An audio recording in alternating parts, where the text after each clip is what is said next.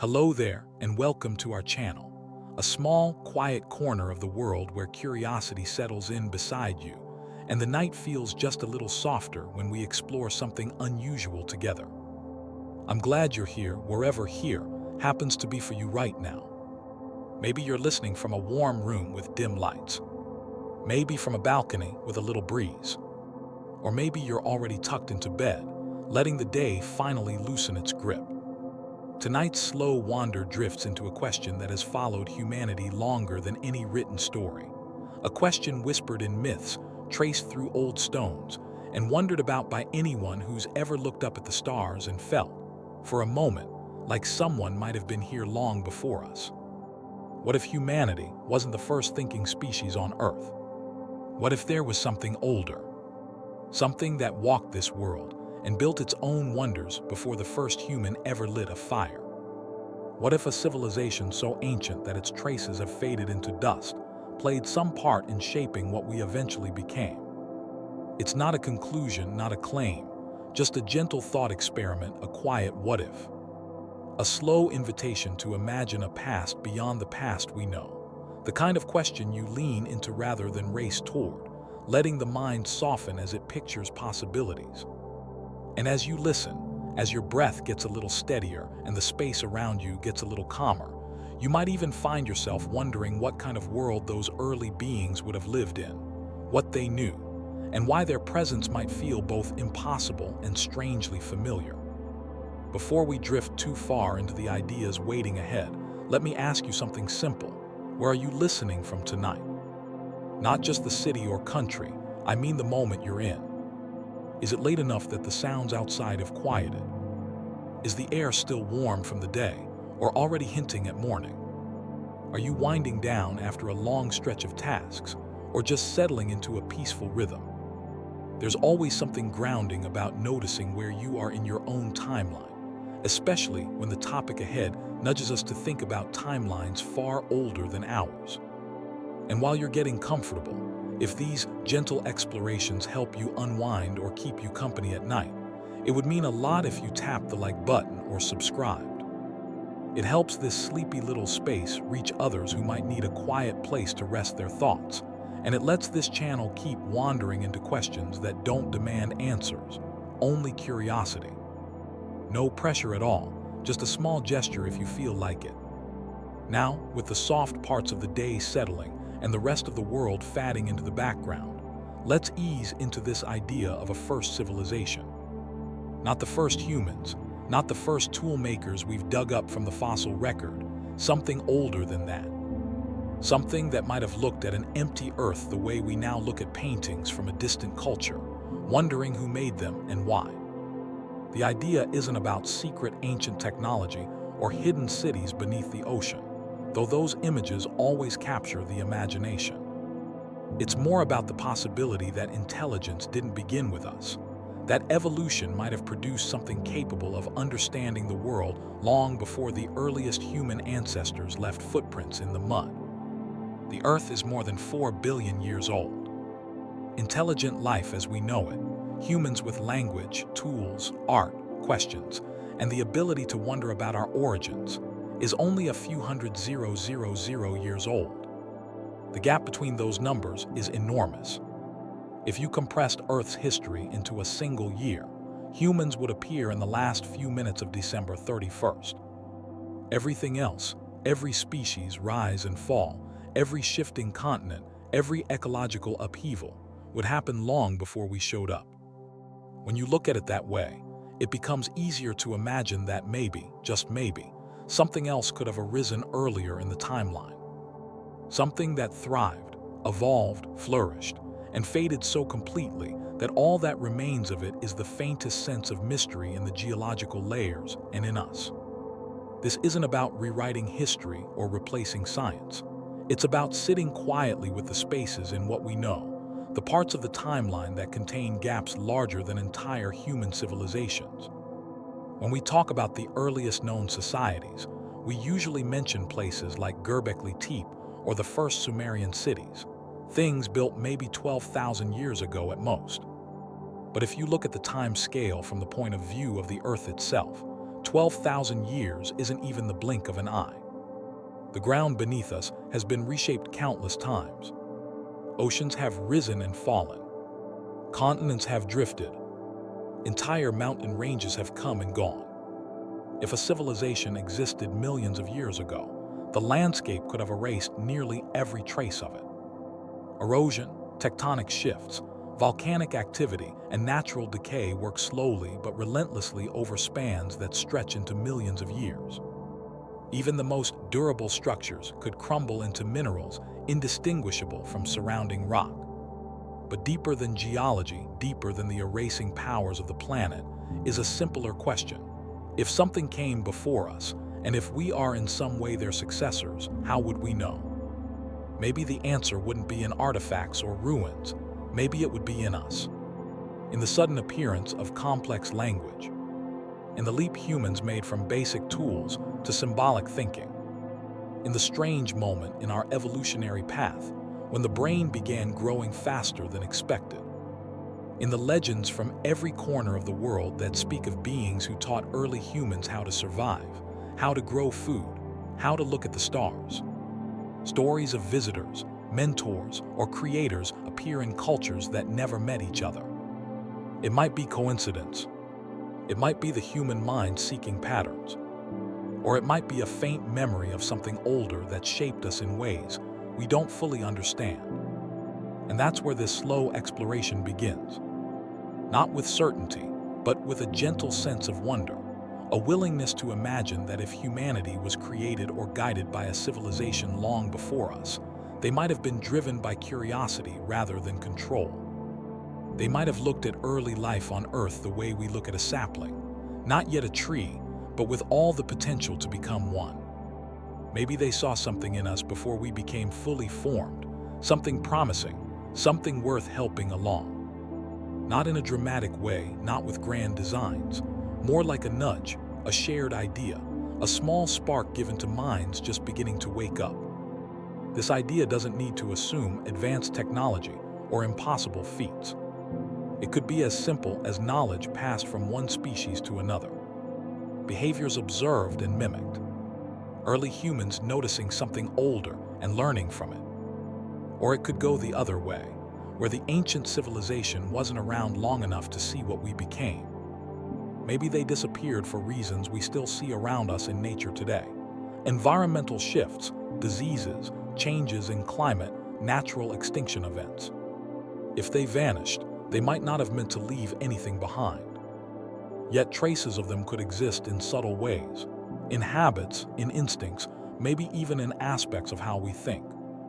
As we drift forward in this exploration, the point isn't to decide whether any of this is true. It's simply to imagine a world where intelligence didn't begin with us, and where the story of life includes chapters far older than our first ancestors. The calm part of the mind doesn't have to solve anything here. It just listens, pictures, and lets the idea settle the way a soft blanket settles around the shoulders. There's something soothing about imagining that we're part of a longer lineage than we realized, not just descendants of early primates, but perhaps inheritors of ideas from lives long forgotten. If you picture the early Earth as we usually imagine it, the scenes often feel familiar. Forests spreading across continents, ancient animals moving through open plains, oceans filled with creatures whose shapes seem strange but recognizable. These images come from textbooks, documentaries, and museum displays shaped by fossils and geological layers. They show a world slowly building toward the arrival of early humans. But it can be strangely easy to forget just how much came before us, how many ages rose and fell before our species even existed. The timeline of life stretches so far back that the portion involving humans could fit into a tiny sliver at the end, almost an afterthought in the planet's long history. When you step back and look at the scale of that history, the idea of a civilization older than memory doesn't feel like a bold claim. It feels like a quiet possibility hiding behind the sheer amount of time during which life has existed. Most of the Earth's past is a story without written pages. For billions of years, life developed in ways we can only infer from preserved fragments of shells, traces of ancient shorelines, or patterns locked inside minerals. Even the fossil record, detailed as it seems, represents only a tiny portion of what once lived. Hardly any organisms that ever walked, swam, crawled, or flew left behind remains solid enough to fossilize. Most vanished without a trace. Entire species may have lived for millions of years and left nothing we can see today. So when we imagine a civilization that could have emerged long before the earliest humans, we aren't challenging what we know. We're acknowledging the wide stretches of what we don't. Consider how we understand our own origins. The oldest known human-made structures go back only several thousand years. The oldest recognizable tools stretch back hundreds of thousands of years. The earliest signs of art, symbolism, and organized thinking appear perhaps a little further than that.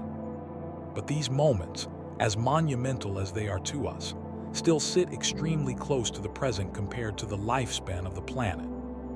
If the entire history of Earth were represented by a long walkway, the part involving humans would be a small step at the very end. Everything before that step contains events, species, climates, and ecosystems beyond anything we can easily imagine. When you think about it this way, the idea of something intelligent arising before us blends quietly into the unknown corners of that walkway. To imagine a civilization older than memory, start with a simple question. What would it mean for something to be forgotten so thoroughly that no trace remains? It might sound unlikely at first, but nearly everything humans build would disappear given enough time. Concrete breaks down, metal rusts, plastics degrade. Entire cities could be overtaken by forests or turned to dust by erosion. Over long enough periods, landscapes change completely. Rivers carve new paths. Mountains rise and fall. Volcanic activity covers entire regions. Ice sheets advance and retreat, grinding the ground below them.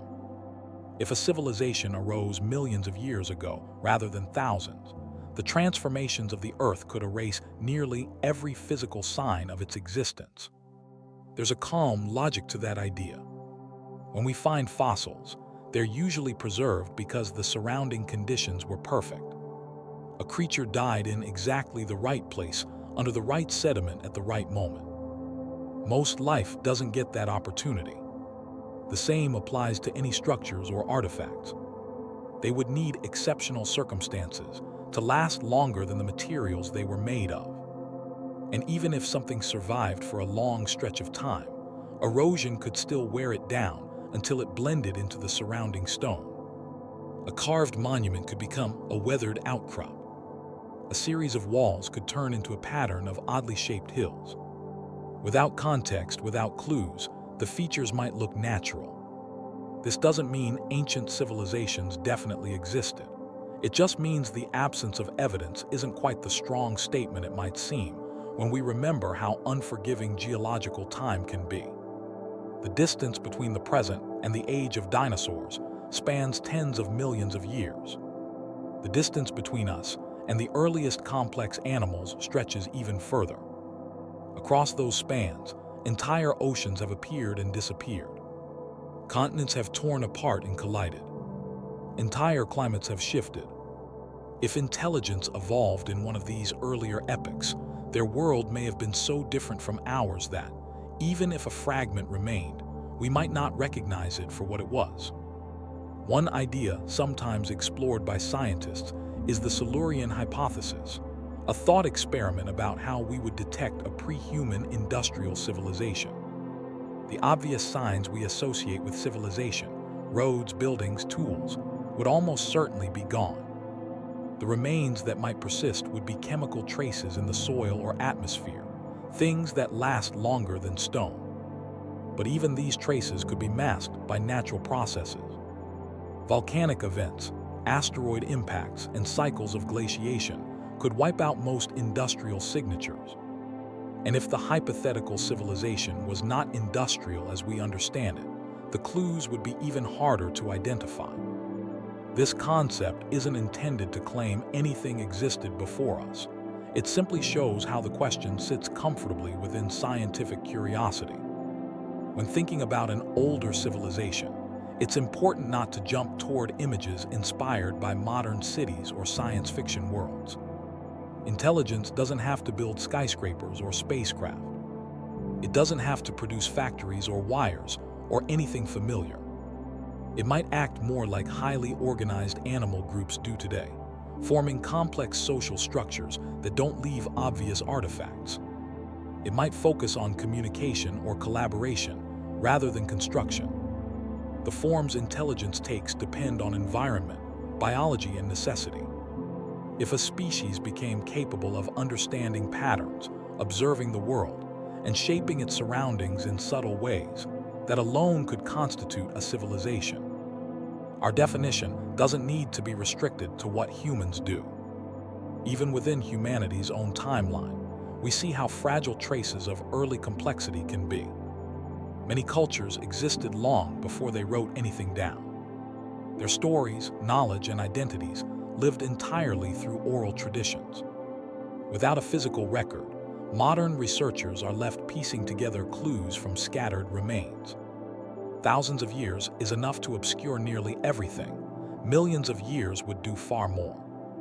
So when we imagine a civilization older than memory, the picture isn't of lost temples or mysterious devices. It's a quieter thought, a species learning, adapting, organizing, and eventually fading away as naturally as species often do. To visualize such a civilization, start not with structures but with environments. Picture the Earth long before humans, covered in ecosystems that no longer exist. Forests with plant species we've never seen. Oceans filled with life, shaped by conditions that have since vanished. The air containing different balances of gases, even the color of the sky varying slightly depending on the era. In this world, intelligence might arise not in the context of human-like society, but in the context of whatever pressures existed then. Perhaps a creature adapted to dense forests needed to solve complex problems to survive. Perhaps a species navigating shifting coastlines developed communication methods beyond instinct. Maybe a group living near geothermal vents built behaviors around cooperation, passing on strategies that changed over time. None of this requires anything extraordinary. Intelligence is a natural outcome of evolution under the right circumstances. We see hints of it in animals today. Certain birds solve puzzles in ways that surprise researchers. Octopuses show curiosity and problem-solving ability in environments with no obvious reward. Dolphins demonstrate awareness and complex communication. These abilities appear independently across unrelated species. They aren't unique to one lineage. They arise when the environment encourages them. Over long enough spans, these abilities could develop further. There's no rule that says intelligence had to wait for primates. It might have emerged millions of years earlier in a different form and disappeared when its world changed.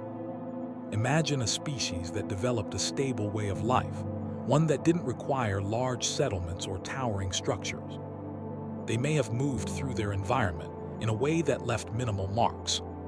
Their tools, if they used any, might have been made from organic materials that decayed quickly. Their interactions might have been based on shared knowledge rather than physical construction.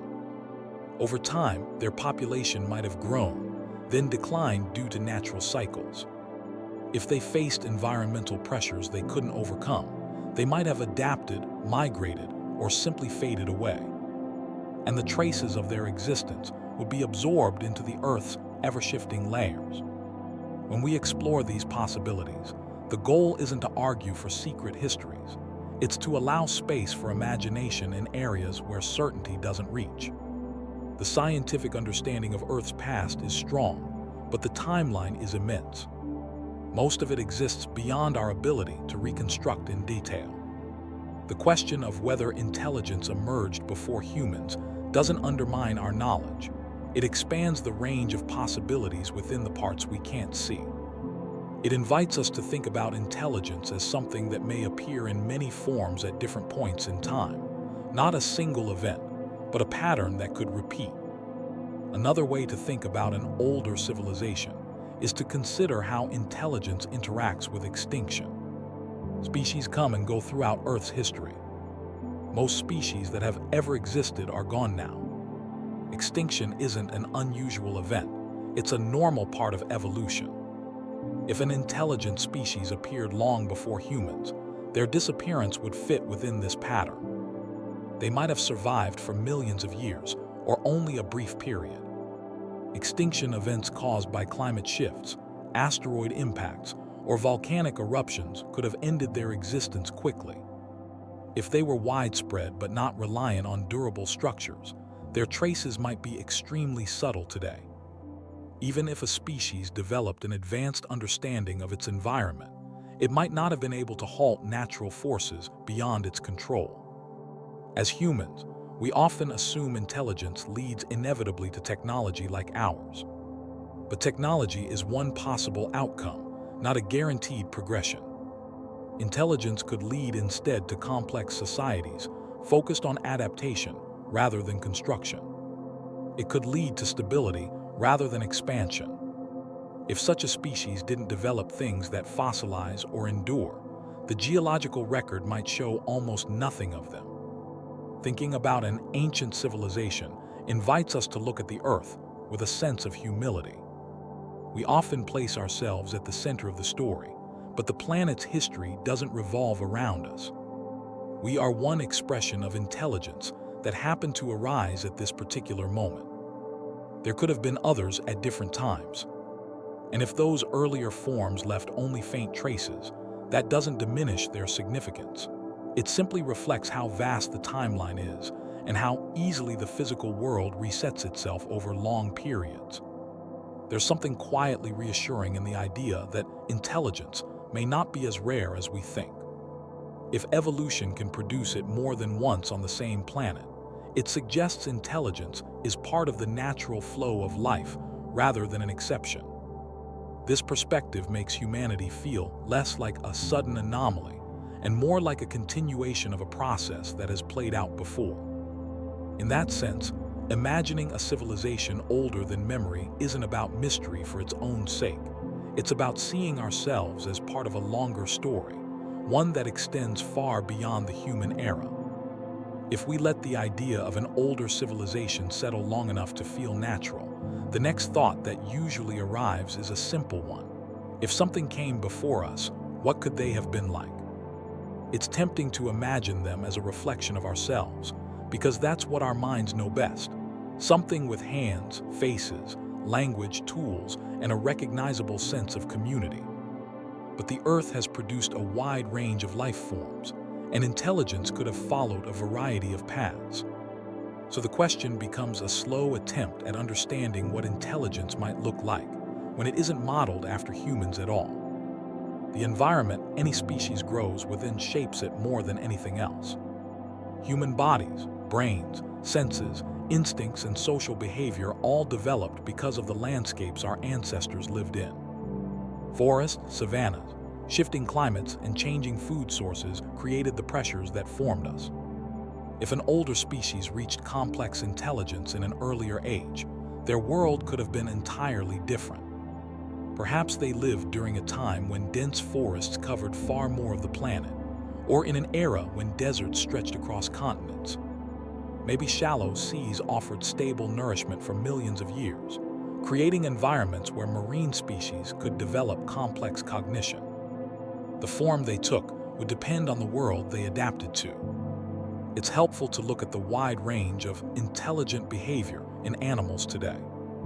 It gives a starting point for imagining how a past species might have interacted with their world. Consider certain birds that create tools, recognize patterns, and solve unexpected problems. Their intelligence is expressed through coordination, memory, and social understanding. Then there are octopuses, which do surprisingly complex things despite short lifespans. They explore, test, and manipulate their environments with a level of curiosity that seems disproportionate to their time on Earth. Primates, marine mammals, certain insects, and other species all show different strengths. Intelligence is not a single trait. It's a collection of functions that appear when necessary. Now, imagine a species that had time to refine those functions over millions of years. Given enough time, even modest cognitive abilities could develop into something more coordinated. They might not build structures or tools in the way humans do. They might communicate through signals we wouldn't recognize. They might navigate their surroundings with senses different from ours. Their intelligence could rely on shared memory, environmental awareness, or cooperation rather than physical construction. The world they lived in could have rewarded subtle behavior rather than obvious engineering. A species adapting to dense forests might rely heavily on sound, not speech, but patterns of rhythmical calls, vibrations carried through branches, or coordinated movements. A species rising in aquatic environments might use light, color, or electric fields to exchange information. A species in open plains might rely on long-distance signaling, using movement or scent. The variety of known animal communication already shows that intelligence doesn't require spoken language. It requires systems for conveying important information. Those systems could look extremely different depending on the species. To picture the first beings in a grounded way, it helps to think of them not as mythical figures, but as part of natural history. They could have shared characteristics with certain animals that exist today. Similar to how humans share characteristics with other primates, their bodies would be shaped for the tasks they needed to survive. If they had hands or appendages capable of manipulating their environment, those features would have been useful for their lifestyle. If they lacked such features, they may have developed intelligence around understanding patterns, navigation, or social coordination rather than tool-making. The quietest possibility is that the first intelligent species didn't prioritize altering their environment the way humans do. They might have learned how to live in stable harmony with their surroundings. They might have valued continuity rather than growth, leaving the landscape mostly unchanged. This kind of intelligence wouldn't leave behind roads or ruins, but it could still develop into a society with knowledge and identity. Their way of life could involve memory passed across generations through behavior, not writing. They might have created a culture without leaving anything behind that fossilizes or withstands erosion. Another path opened when considering the long stretches of Earth's pre-human history.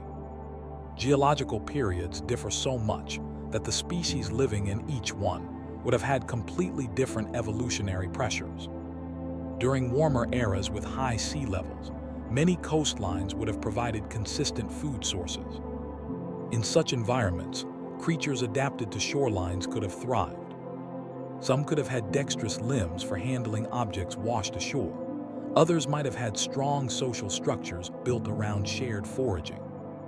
In colder times, species that developed thick protective coverings or strong resilience to climate swings might have gained longevity. Their cognitive development could have emerged from the need to anticipate seasonal changes. If the environment demanded planning and memory, evolution would encourage those traits. Intelligence can arise from daily challenges, just as much as from survival threats. Of course, intelligence alone doesn't create a civilization. Social structure plays a large role. Even species today show patterns that resemble early forms of organization. Orcas coordinate hunts with precision. Elephants maintain long-term social bonds and remember locations over decades. Certain primates share tool-use knowledge across generations. None of these species form civilizations in the human sense, but they illustrate how advanced behaviors can emerge without buildings or writing. If a species millions of years ago developed more consistent coordination and communication, they could have crossed the threshold into something resembling a structured society. To imagine the first beings, think of a species that didn't rush. Evolution doesn't create intelligence quickly. It builds slowly through many steps. The species might have taken millions of years to reach a point where their cognitive abilities allowed for shared problem solving. The slow pace of that development doesn't make their intelligence lesser. It simply means they adapted in a gradual and stable environment, gaining capabilities generation after generation. Their senses might have been sharper than ours in certain areas. Humans rely heavily on vision, but the first beings might have prioritized sound, pressure, or chemical signals. Their understanding of the world could have been based on detecting patterns we can't perceive. They might have sensed subtle environmental shifts long before they were visible. This would give them an entirely different relationship with their surroundings. If they had a long lifespan, they might have developed complex knowledge through extended experience. Some modern animals with long lifespans show strong problem-solving abilities and large social memories. Picture a species that lives even longer, building understanding across many decades. Their elders might have held crucial knowledge, and their social systems could have revolved around that structure. On the opposite end, if they had short lifespans, intelligence might have developed through rapid learning. Species with fast generational turnover can adapt more quickly because evolution acts faster. A short-lived but fast-learning species might have evolved intelligence to keep up with a rapidly changing environment. Their society might have relied on quick adaptation and continuous learning rather than long-term planning. Another factor to consider is whether they walked on land, swam in the ocean, or lived somewhere in between. A land-based species would have had access to raw materials that could lead to tool use. An aquatic species would have needed different strategies. They could have developed ways of manipulating their environment through currents, sediment, or social structures. Aquatic intelligence would look different not because it's limited, but because water changes how behavior forms. It's also worth thinking about whether the first beings needed to build anything at all. Humans build because construction helps us survive in varied climates. But a species born in a consistently temperate environment might not need shelters. If their bodies were naturally adapted to their climate, they might have focused on understanding rather than engineering. Intelligence uses energy, and evolution favors efficiency. If building things wasn't necessary, the species would not have developed that habit. Some imagination is required here, but nothing unrealistic. Just picture what life might look like if the pressures that shaped humans were replaced with other pressures. A species that lived underground might develop broad spatial memory and navigation skills. They might communicate through vibrations in the soil. Their intelligence could revolve around analyzing subtle environmental cues. Their world might be hidden from the surface entirely. If they lived millions of years ago and the climate shifted, they could have become extinct without leaving recognizable fossils. A species in the treetops might develop strong hand-like limbs for gripping and maneuvering. Their intelligence might revolve around coordination, depth perception, and memory of pathways.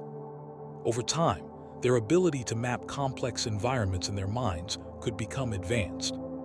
If the forests that supported them vanished due to climate shifts, they might not survive.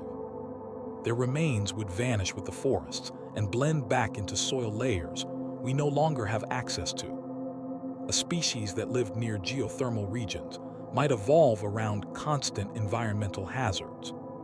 Their intelligence could revolve around predicting subtle changes in heat or pressure. Their society could be centered around cooperation in managing these dangers. If tectonic shifts altered their region, they could have disappeared quickly, leaving almost nothing behind. Each of these paths leads to different possibilities, none of which require extraordinary assumptions. They fit comfortably within what evolution can do over long spans of time. The idea of the first beings doesn't rely on imagining them as superior to humans. Instead, it imagines them as the natural result of life adapting to its world. They would have strengths shaped by their environment just as we do. It's also possible the first beings didn't look physically imposing. Intelligence doesn't require large size or tremendous strength. Tiny creatures can hold complex behavior, too. Early mammals survived by being small and adaptable. If a small creature millions of years ago developed higher cognition, Their bodies might not leave behind fossils recognizable as anything unusual. Their intelligence would exist in their behavior, not their bones. Some theories in evolutionary science suggest that once intelligence emerges, it could develop trajectories that don't always lead to expansion or domination. Some societies might choose stability over growth. They might avoid altering the environment to maintain balance. If the first beings thought in this way, their presence would have blended into natural cycles instead of cutting across them. Their societies would be hard to detect now because they didn't create lasting disruptions. The question of origin adds another layer. What caused their intelligence to develop? Was it a need to coordinate, to solve environmental challenges, to remember seasonal changes? Each of these conditions can encourage cognition. As we look at life today, problem-solving behavior appears repeatedly across unrelated species. Intelligence is not a fluke. It's a strategy that evolution uses when useful. If a species reached higher cognition earlier in Earth's history, they may have faced challenges we can't fully reconstruct. Changes in atmospheric composition, volcanic regions forming or collapsing, asteroid impacts, or shifts in ocean currents could have shaped them. Their intelligence would be tuned to these events. For humans, the challenges we faced involved climate fluctuations, food scarcity, and social complexity. For the first beings, the world might have been harsher or more stable depending on the era. Their intelligence might reflect either condition. As the idea continues unfolding, it becomes less about guessing their physical form and more about understanding their potential behavior. They could have cooperated in groups, shared knowledge, and adapted to changing environments. They could have explored their surroundings, noticed patterns, and passed those observations along. They might have developed rituals, traditions, or systems of communication. None of these leave fossilized traces.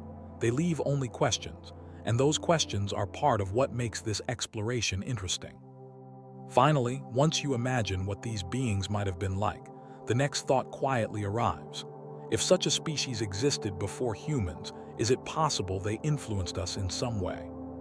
When people look at the timeline of human evolution, the progress often appears slow, steady, and spread across vast stretches of time. But once you place our story against the entire history of life on Earth, certain moments stand out as unusually rapid. Our brains grew faster than expected for a species of our size. Our ancestors began making tools long before their bodies seemed fully adapted for fine motor skills. Symbolic thinking, language, and organized culture emerged in ways that feel surprisingly concentrated. These developments fit within evolution, but the speed of some transitions invites questions. Not questions about replacing scientific explanations, but questions about whether there might have been additional influences besides environment, survival, and adaptation. If a species with intelligence existed long before humans, it opens a gentle possibility. Maybe some of the capacities we have today were shaped by things we didn't develop entirely on our own. This idea doesn't have to involve dramatic interventions or elaborate scenarios. It can be something far more subtle. When species coexist, they influence each other in countless ways. Animals learn behavior from watching other species. Plants evolve by responding to the presence of others. Even microorganisms adapt through shared environments. If an earlier intelligent species overlapped with early hominins even briefly, there might have been moments of interaction that left impressions deeper than we imagine. Not in the form of technology or language, but in the form of behavioral learning, survival strategies, or shared environments that nudged our ancestors in useful directions. To understand this possibility, it helps to step back and think about what design means in a biological sense. Humans often use the word to describe intentional creation. But in nature, design can simply mean structure shaped by forces that influence development. Evolution is a designer in its own way, producing complex systems without intentional planning. Environmental pressure guides traits in similar directions across different species. When birds, bats, and insects evolve wings independently, that's not coincidence. It's a natural response to the advantages of flight. In the same way, intelligence can evolve more than once if the conditions favor it. But if a species earlier than us reached forms of advanced cognition, they might have developed understandings or behaviors that shaped their surroundings. Their presence alone could have influenced how other species evolved. Early humans might have observed them from a distance, copying behaviors without realizing they were copying anything unusual. This is something many animals already do. Birds learn feeding techniques from watching other birds, even across species. Primates copy strategies from neighboring groups. Another species doesn't need to intentionally teach for its behavior to influence others. So if early hominins encountered something more advanced than themselves, the learning that occurred might have been a silent inheritance. One of the main areas where human evolution accelerated is brain development. The rapid growth of the human brain is one of our most distinctive traits. It granted us problem-solving abilities, memory, planning, and symbolic thought. Many theories explain why this happened. Climate fluctuations requiring adaptability, social complexity requiring communication, or environmental challenges requiring innovation. These explanations make sense. But if you consider the presence of a more advanced species existing at some earlier point, another layer of possibility forms. Perhaps the environment shaped by that earlier species included conditions that encouraged rapid cognitive growth among our ancestors. This wouldn't mean deliberate modification. It could simply mean that environments influenced by intelligence encourage further intelligence in neighboring species. The growth of language is another example. Human language is incredibly complex. It develops early in life and forms the basis for culture, memory, and understanding. The origins of language are still debated because they don't leave clear traces. If an earlier species communicated in ways more sophisticated than simple calls or gestures, early humans might have observed those interactions. Even without understanding the full meaning, our ancestors could have imitated patterns, rhythms, or behaviors that set foundations for more advanced communication later. Language doesn't need a single starting point. It can grow from mimicry, shared experiences, and basic signals. If early humans were exposed to communication systems richer than their own, even indirectly, it could have shaped the way our communication evolved. The idea of inherited design doesn't require direct genetic involvement.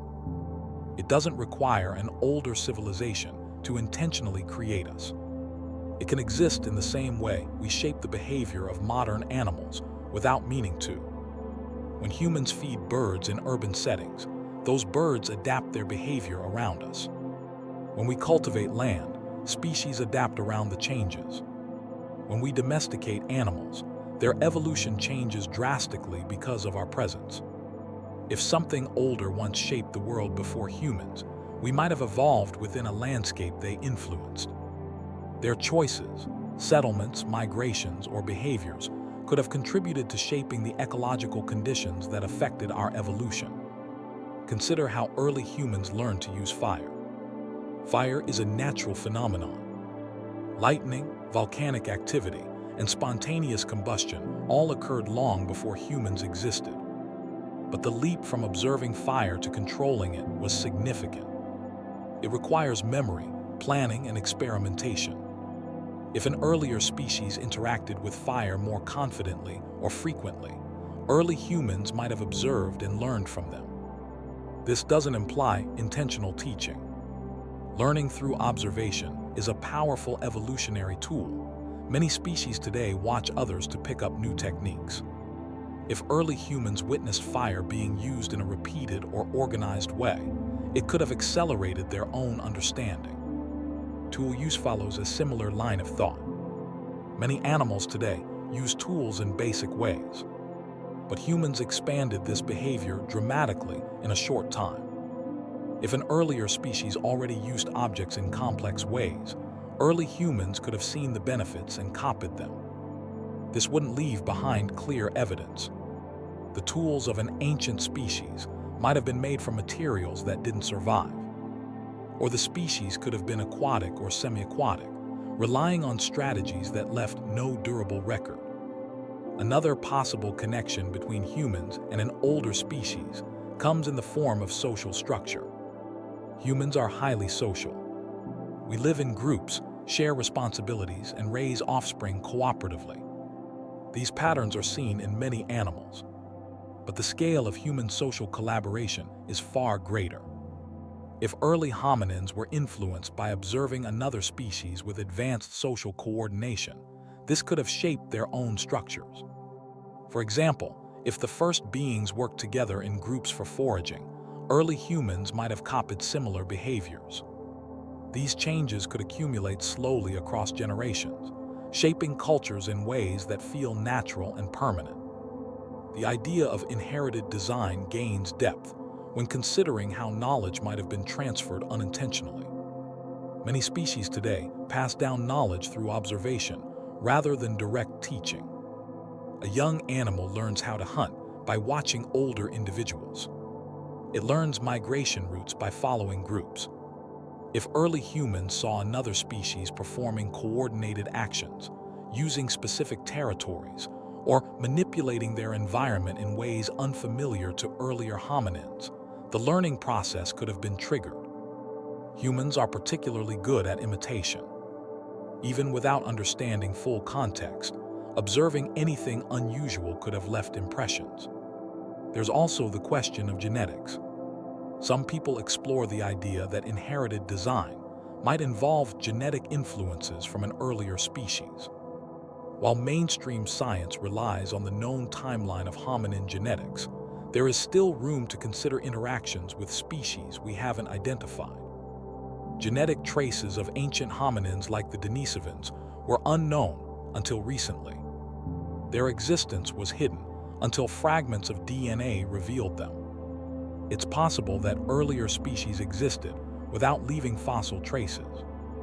If they were closely related to humans in some way, genetic interactions could have occurred. These wouldn't necessarily be intentional or planned. They could have simply been natural interactions across species sharing environments. But inherited design doesn't need genetic blending to have meaning. Knowledge, behavior, and environmental influence can shape species just as strongly. Humans today shape ecosystems without altering DNA directly. If the first beings shaped their world enough to leave lasting patterns in the environment, early humans might have adapted to those patterns. For example, if an ancient species cultivated certain plants or altered landscapes for their own use, early humans living in those areas could have benefited from the altered environments. They could have learned new foraging techniques or adapted to the changed resources. Over time, these adjustments could lead to shifts in cognition or physical traits. Another aspect worth considering is memory. Humans often experience inherited behavior that seem instinctive. Patterns like the fear of certain animals, attraction to certain landscapes, or instinctive social bonding might have roots in very old interactions. If early humans relied on observing another species, generations of learned behavior could accumulate and feel innate even today. This type of inheritance isn't genetic, it's cultural and behavioral. Many animal species inherit behaviors this way.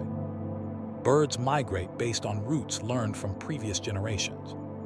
Some primates continue rituals learned long ago. These behaviors become part of what the species does. Even if their origin gets forgotten, if the first beings influenced humans through observation, shared environment, or indirect learning, the impact could be deep without leaving any visible trace. Knowledge can spread quietly. Behaviors can shift slowly. Evolution can adjust along the way. A species doesn't need to design another one in a deliberate sense. Influence alone can feel like design from a distance. The human mind looks for patterns. We see connections and meaning in places where influence and adaptation overlap. If something older left its mark on early humans, The result could resemble inheritance, not because the older species intended it, but because living things always affect each other. The idea also opens questions about culture. Humans developed symbolic art, ritual practices, and storytelling relatively quickly in evolutionary terms. If early humans had contact with a species that already expressed behavior patterns beyond instinct, those interactions could have inspired similar developments in humans, not through explanation, but through simple exposure. Early symbolic art, for example, might have origins that blend observation with imagination. If humans saw another species making patterns or markings in the environment, even if the meaning was unclear, the idea of marking space might have been adopted. There's also the possibility that early humans sought to imitate something they found impressive or mysterious. Many species react strongly to creatures they perceive as unusual or advanced. If early hominins saw complex behavior in another species, they might have tried to reproduce it. Over generations, this copying could have shaped new forms of human expression. Even today, humans copy what they admire or find meaningful. It's a core part of how culture spreads. When thinking about inherited design, it's important not to jump to conclusions about purpose. Intelligence doesn't always act with long-term planning. The first beings, if they existed, might not have thought in terms of shaping the future. They might have simply lived their lives, solved their own problems, and interacted with their surroundings. Any influence on humans could have been incidental, but incidental influence can become significant when it interacts with evolution. The emergence of human intelligence might have been supported by a network of interactions, some direct, some indirect, that shaped early development. This idea can be approached calmly. It doesn't push aside scientific explanations.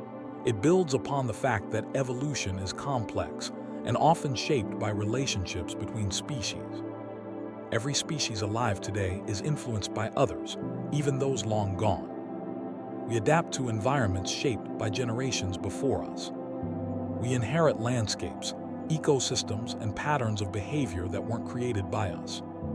If something more advanced existed in deep time, humanity might carry fragments of their influence without realizing it. As this idea continues to unfold, it leads naturally to wondering how early humans might have perceived such beings.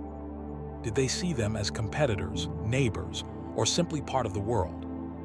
Would the encounters have been rare or frequent? Would early humans have understood what they were witnessing?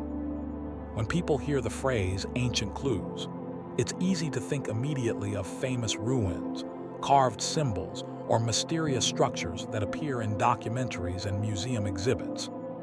But when you start looking at the very oldest parts of human history, you find that the majority of our clues are far more modest. Scratches on stone, patterns of wear on tools, piles of bones arranged in ways that don't quite fit natural behavior, shapes carved into rock walls where the meaning has been lost. These fragments sit quietly in deserts, caves, forests, and riverbeds around the world. They don't show us everything, but they show enough to raise questions. Not questions about dramatic revelations or groundbreaking discoveries, but about what early humans were thinking, noticing, and perhaps repeating from influences they didn't fully understand. When you're dealing with human history that stretches back tens of thousands of years, almost nothing survives. As you go further, the materials change. Wood, cloth, and plant fiber break down quickly. Bones last longer, but not forever. Stone lasts the longest, and even that wears away under wind, water, and time. That means much of what we have from early humans consists of stone, not grand monuments, but ordinary stone shaped by hands for scraping, cutting, and shaping. Some have patterns carved into them that don't seem entirely functional. Even archaeologists sometimes struggle to categorize them. Were they symbols? Marks of identity? Attempts to imitate something important? Or were they simply the earliest signs of curiosity being expressed in physical form? As researchers examine these pieces, certain questions naturally emerge. Why do similar patterns appear in places that were never connected by travel? Why do some markings appear too early in the timeline to fit conveniently into our expectations about when symbolic thinking began? And why do some carvings seem more complex than the tools found nearby? These questions don't lead to claims of ancient secrets. They lead to a gentle kind of wonder about how ideas spread in a world where communication was limited and populations were small. One of the earliest types of stone markings found in many parts of the world is a repeated set of shapes: lines, triangles, grids, spirals, and dots. These appear in caves in Europe, Africa, Asia, and even in areas separated by oceans long before humans had boats capable of crossing them. The patterns are simple, but they're deliberate. They aren't the result of idle scratching. They're consistent enough that some researchers think they represent early symbolic communication, not full language, but the beginnings of meaning beyond immediate survival. The curious part is that many of these patterns appear long before the first large civilizations. They show up in times when humans were still scattered in small groups. That raises the question of how these patterns formed. Did they arise independently, with different groups arriving at similar ideas through similar experiences? That's one explanation, and it fits well with the way humans tend to respond to their environments. But another possibility sits quietly beside it. Maybe some of these patterns were passed down not from direct cultural contact between human groups, but from observing behaviors or markings left by another species. Not a species of animals we know today, but a species that existed earlier, closer to the time when humans were still developing the foundations of symbolic thought. This doesn't suggest the earlier species carved messages meant for humans. It suggests that early humans might have encountered patterns in the environment created by something else, and over time, those patterns became familiar enough to imitate. Humans often copy what stands out. If markings were part of a territory, a social ritual, or a way of recording information for another species, early humans could have been influenced without knowing their purpose. The origin of the patterns would become lost, leaving only the human version behind. Another set of clues comes from stone, shaped in ways that don't match their surroundings. Some stones are placed in deliberate arrangements, sometimes in circles, sometimes in rows, sometimes in stacks. These are often classified as ritual sites or early markers for gatherings. But a few of these arrangements predate organized human settlements. That means the stones were arranged by groups that had no permanent homes, no villages, and no agriculture. These arrangements might have served purposes we no longer understand. They might have been markers for seasonal paths, meeting points, or symbolic gestures. It's also possible these arrangements were inspired by something early humans observed. The idea of stacking stones or arranging them in patterns might not originate with humans at all. If an earlier species used stones for their own purposes, navigation, communication, or environmental modification, early humans could have seen the value. They might have adopted the behavior, repeating what they observed, even if they didn't know the original meaning. Over time, as humans applied their own interpretations, the stones would take on cultural significance. The origin would fade, leaving only the human meaning behind. There are other clues as well, ones that appear in places where humans lived long before recorded history. Certain cave systems contain carvings that differ from typical human styles. The strokes are deeper, smoother, and sometimes arranged in ways that suggest they were made by tools different from the ones humans used. This doesn't point directly to another species. It could simply be another branch of early humans or even humans experimenting with new techniques. But it opens the door to considering that not all carvings necessarily belong to us. Some might have been made by beings with different hands, different movements, or different intentions. These ideas stay grounded when approached calmly. They don't challenge the scientific timeline. They simply acknowledge that much remains unknown in periods so far removed from our own. The clues we find today are fragments, They're the pieces that survived by chance. But sometimes those fragments feel slightly out of place, as if they belong to a larger puzzle we don't have enough pieces to solve. Another interesting clue comes from ancient mining sites. Humans began mining very early, long before agricultural writing. But in certain places, signs of extraction go back even further than human arrival. There are regions where minerals appear to have been removed in ways that don't match natural weathering. Some of these signs look like early human scraping. Others resemble slow, repeated extraction. It's unlikely that an earlier species developed mining as humans understand it. Mining requires tools, planning, and motivation beyond immediate survival. But it's not impossible that a species with different needs might remove minerals for reasons we don't recognize. Perhaps they harvested certain stones for territorial decoration. Perhaps they used them for signaling reflective surfaces or marking paths. Or perhaps they simply enjoyed collecting certain minerals, the way modern animals sometimes collect shiny objects. Over long spans of time, these effects could resemble primitive mining, even if they were never intended to be anything of the sort. And if humans encountered these modified areas, they might have found exposed minerals that led them to begin mining themselves. Another category of ancient clues comes from artifacts that don't fit easily into expected timelines. These are rare, often disputed, and usually small. A carving that appears more detailed than others found in the same layer. A tool shape that suggests a technique that shouldn't appear for thousands of years. Not enough to rewrite history, but enough to create small pockets of curiosity. Archaeologists approach these cautiously, often attributing them to site contamination or misidentification. And most of the time, that's the correct conclusion. But the presence of a few anomalous items doesn't necessarily mean something extraordinary happened. It might simply mean early humans were experimenting. Yet it also leaves a small space for wondering whether some ideas arrived earlier because they were influenced by something outside the human timeline. Not a dramatic influence, just a subtle one. A gesture seen from a distance, a behavior repeated after observation, a pattern noticed at the edge of awareness. The questions grow more interesting when we look at ancient myths and stories.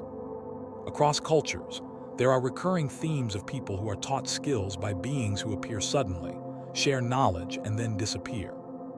These stories exist in cultures with no contact between them. They often describe beings that are not gods, but not entirely human either. This doesn't mean they are literal descriptions of an earlier species. Myths blend imagination and memory, reshaping events across generations. But myths can contain echoes of real experiences. If early humans encountered a species that seemed unusual or advanced, stories about them could have been passed down. Over thousands of years, details would change, becoming more symbolic and less literal. What begins as a memory of an encounter becomes a story about teachers or visitors. Over more time, those stories become mythic figures. The original context disappears. Another intriguing clue comes from the earliest structures humans built. Some of the oldest stone constructions in the world were made before agriculture. They required planning, cooperation, and engineering skills that seem advanced for groups that were still largely nomadic. This doesn't imply inspiration from another species, but it suggests humans adopted complex organizational abilities earlier than expected. If this kind of coordination appeared suddenly in multiple regions, it raises questions about whether early humans were following patterns they observed elsewhere. Stone circle, megaliths, and carved pillars appear in several regions long before large-scale settlements. They might reflect ritual behavior, astronomical observations, or social gatherings. But their early timing leaves room for wondering where the ideas came from. Humans are excellent imitators. If they saw structures built by others, even partially collapsed ones, they might have attempted to replicate them in their own way. The more we look at these clues, the more they point toward a world where early humans were surrounded not only by their own developing culture, but by a landscape shaped by forces they didn't fully understand. This doesn't require advanced technology or lost empires. It simply acknowledges that life on Earth is old enough to contain chapters we haven't fully uncovered. The first beings, if they existed, might have left behind traces that blended into the natural world. Stones arranged for their own reasons, marks carved to organize their own lives, behaviors that shaped the environment beyond our ability to trace. Early humans living in that world would have noticed these signals. They might have copied them, explored them, or assigned meaning to them. Over time, these interpretations would evolve, becoming the early foundations of human culture. If that happened, the clues we see today would be mixtures of human origins and inherited patterns, not inherited deliberately, but absorbed from the world early humans walked through. This perspective doesn't look for extraordinary explanations. It looks at the ordinary behavior of intelligent species and considers how one species might influence another across vast spans of time. It treats the Earth not as a stage with only one main character, but as a place where intelligence might have arisen more than once. And if that's the case, then some of the oldest markings and structures we find could be part of a shared history, even if the earlier participants left the scene long before humans stepped fully into it. The story of human emergence often feels straightforward when it's presented in classroom timelines or documentary diagrams. A line begins somewhere in the deep past, branches out through early primates, continues through a handful of ancient ancestors, and eventually arrives at Homo sapiens. The diagrams are neat, the transitions look smooth, and the steps seem orderly. When viewed that way, it appears as though humanity simply followed a natural trajectory from early life to modern complexity. But when scientists examine the details, the picture becomes more complicated. Instead of slow, evenly spaced developments, the human story contains jumps that are surprisingly large for the amount of time available. These jumps sit at the center of one of the intriguing questions in biology. Why did humans develop certain traits so quickly compared to other species? And why did those traits emerge in patterns that sometimes feel compressed rather than gradual? The human brain is a good starting point. Compared to our nearest primate relatives, our brain is unusually large for the size of our body.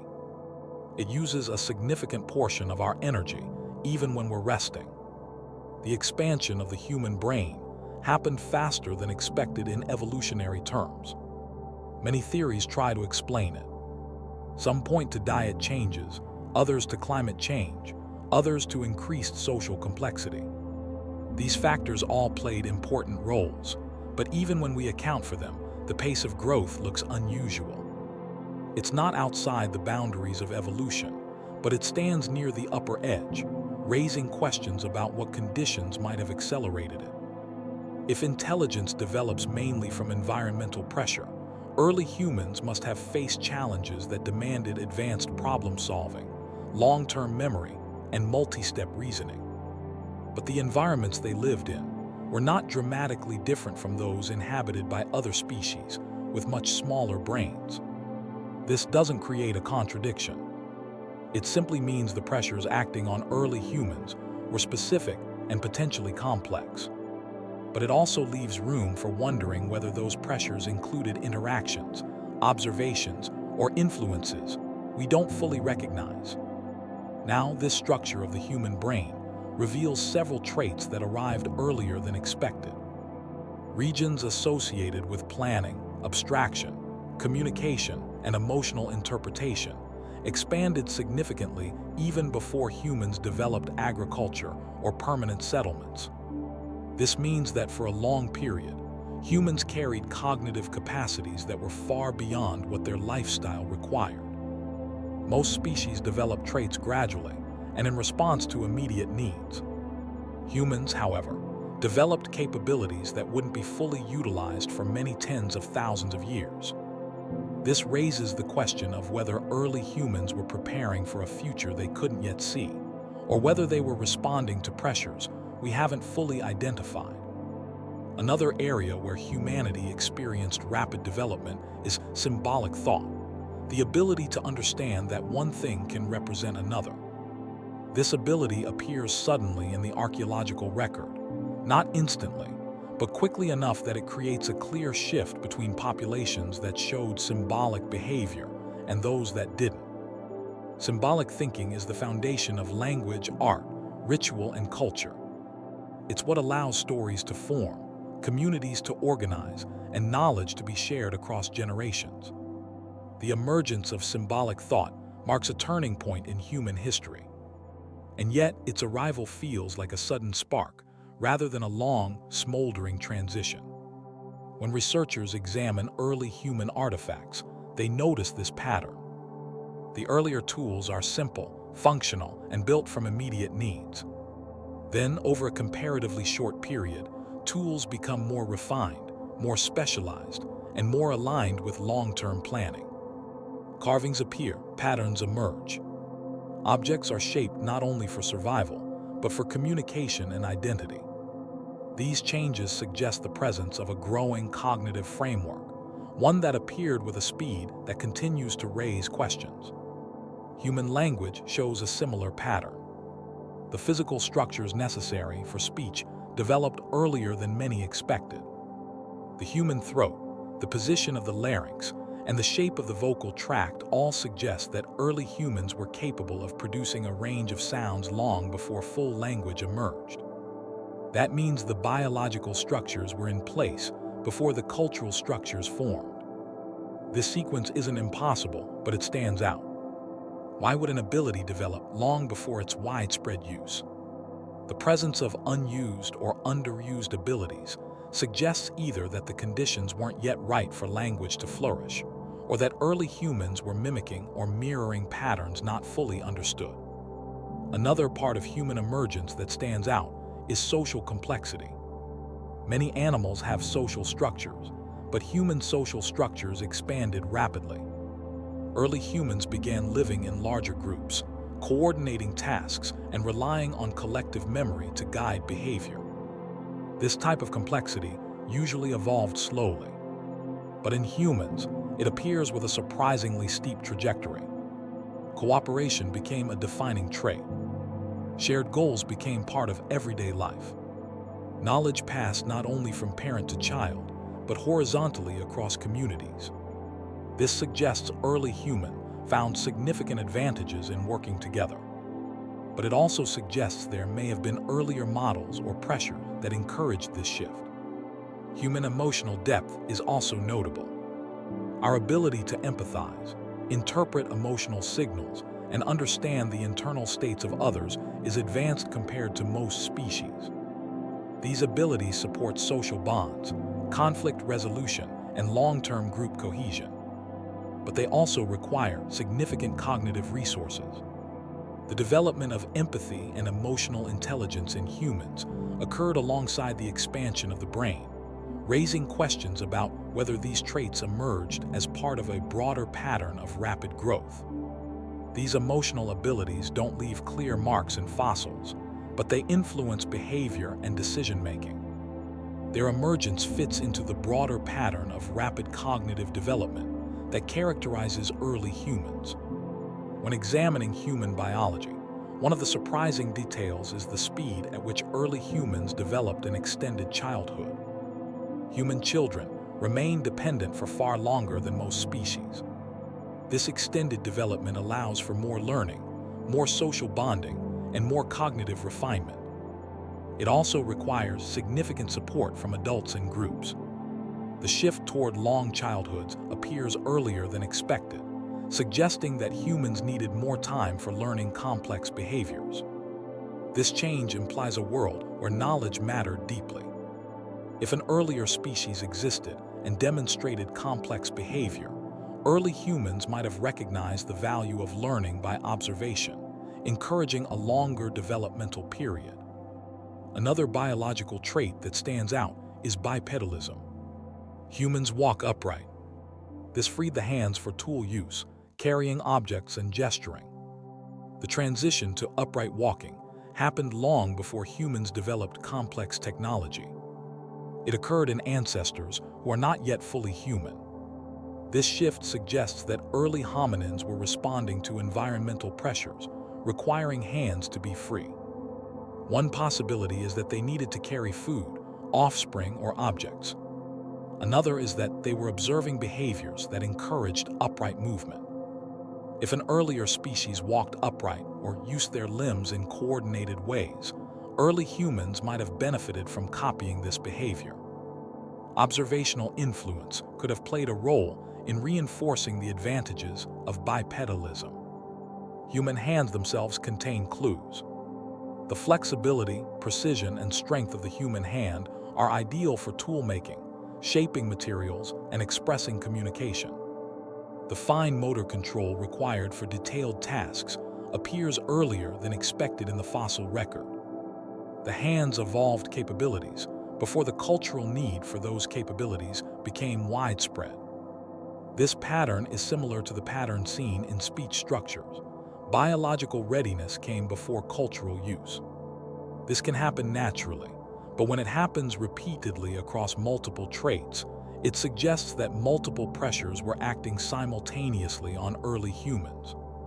Another aspect worth examining is the human capacity for long-term planning. Humans can imagine future far removed from their immediate circumstances. This ability allows for the creation of strategies that span years or even lifetimes.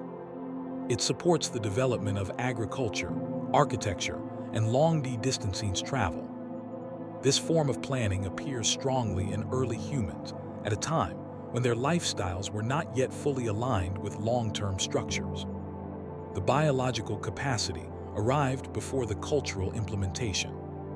Again, this is not outside the realm of evolution, but it adds to the pattern of biological preparedness appearing early. When examining these patterns as a whole, a picture emerges of a species developing capabilities faster than expected and in combinations that seem unusually well aligned for future complexity. This raises the calm question at the heart of this exploration. Could these sudden developments be part of an inherited pattern influenced by interactions or indirect observations of the species that came before us?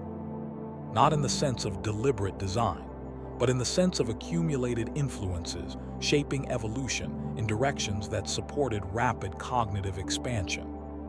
If early humans encountered a species with advanced cognition, even briefly or at a distance, several forms of influence might occur.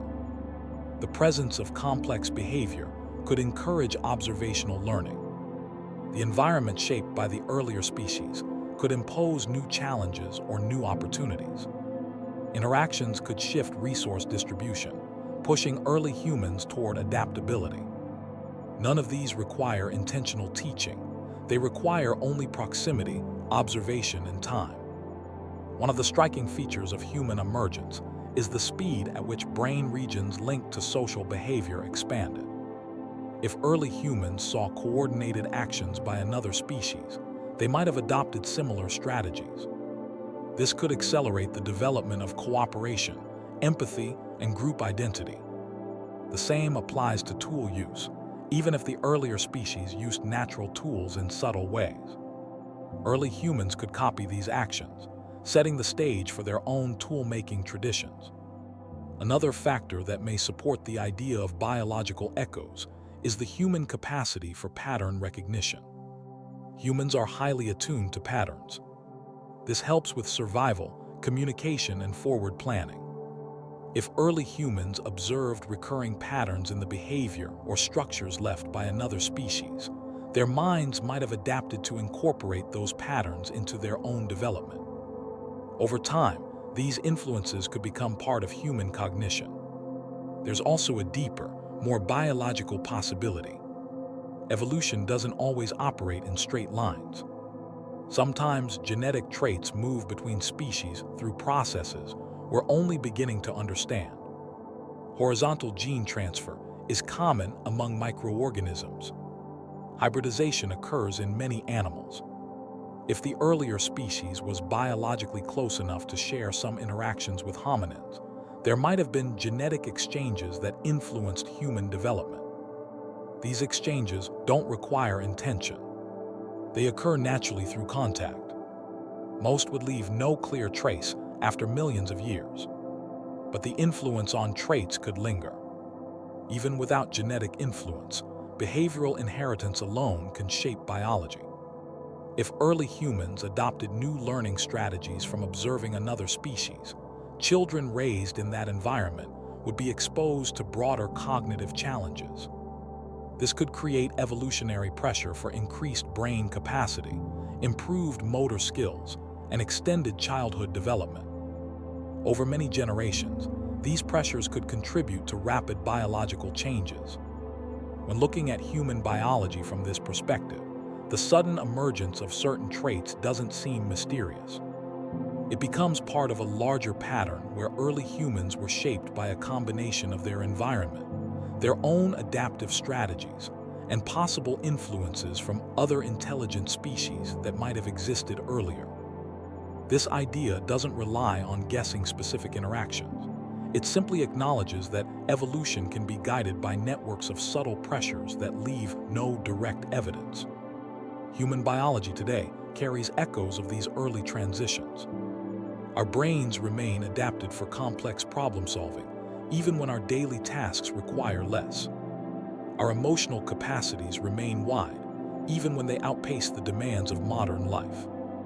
Our hands retain precision that far exceeds basic survival needs. These traits feel inherited in ways that go beyond immediate environmental pressures. Across human history, stories about mysterious teachers appear again and again in places far apart from each other, in communities that had no contact and no shared communication. These stories are preserved through oral traditions, early writings, carvings, and cultural memories passed from one generation to the next. When you look at them side by side, the similarities are difficult to ignore. People from different regions describe figures who arrived unexpectedly, offered knowledge or guidance, stayed for a period, and then disappeared. The details vary, but the structure of the stories remains consistent.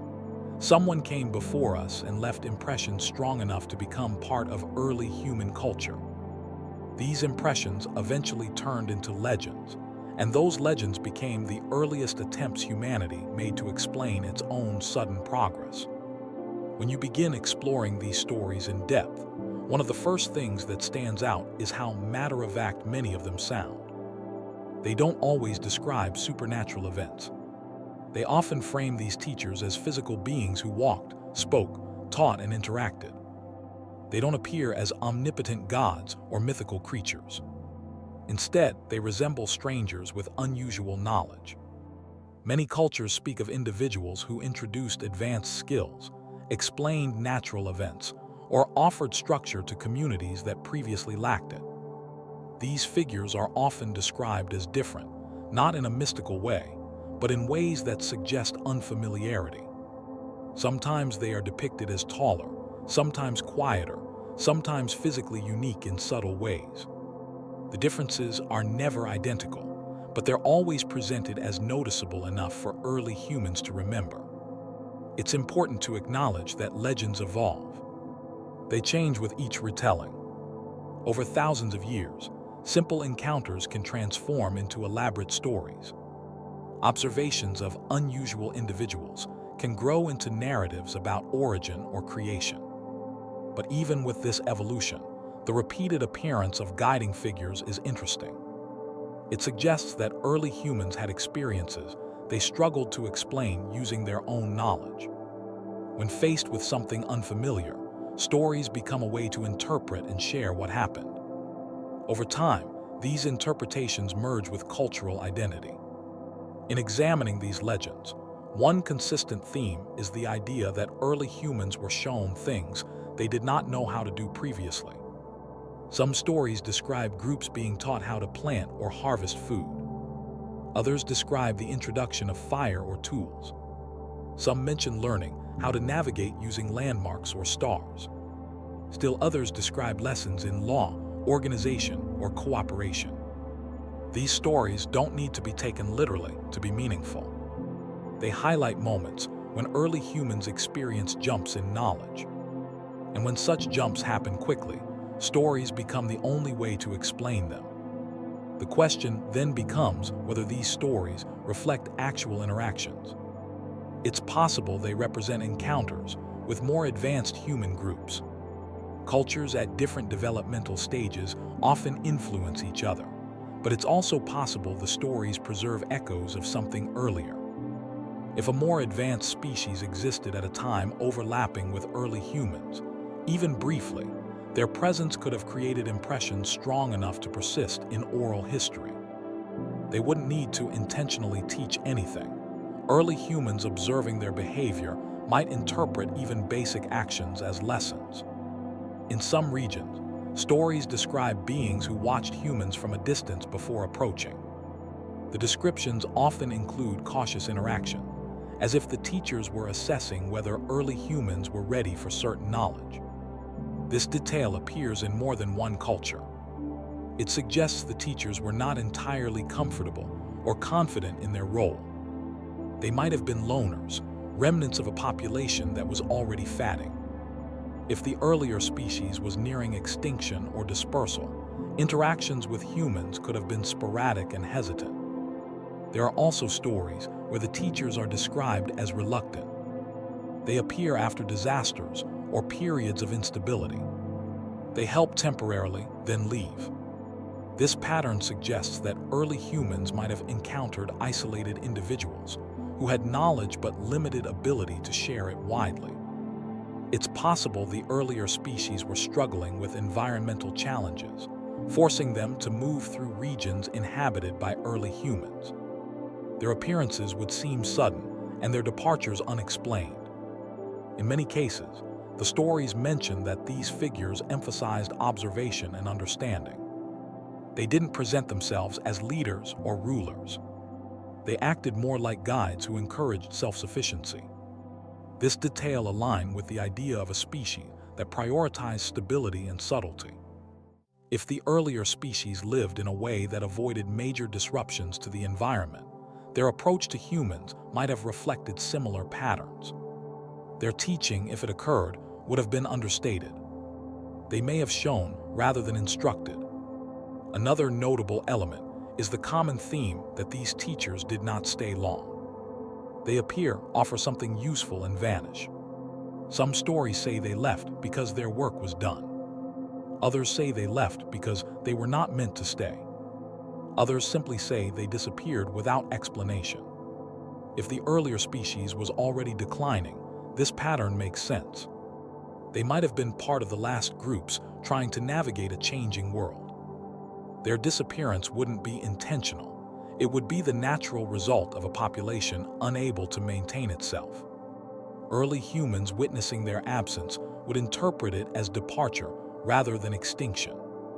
These stories also highlight physical descriptions that seem grounded rather than fantastical. The teachers are often described as pale, dark-skinned, tall, short, or otherwise distinct compared to the local population. The key point is that they are different, but not impossibly so. They appear as outsiders with unique features. If the earlier species was genetically distinct but still humanoid, early humans would recognize them as beings but not the same as themselves. Differences in posture, movement, or behavior would stand out. These distinctions would eventually become exaggerated through storytelling, but their origins might be simple observations. Another part of these legends focuses on knowledge of the environment. Some stories describe beings who understood seasonal changes better than humans did. They knew when floods would come, when animals would migrate, and which plants were safe. Such knowledge could belong to anyone with long experience in the area. But if the earlier species lived in the region for much longer, their observations would be more refined. Early humans encountering this level of understanding might interpret it as wisdom or advanced insight.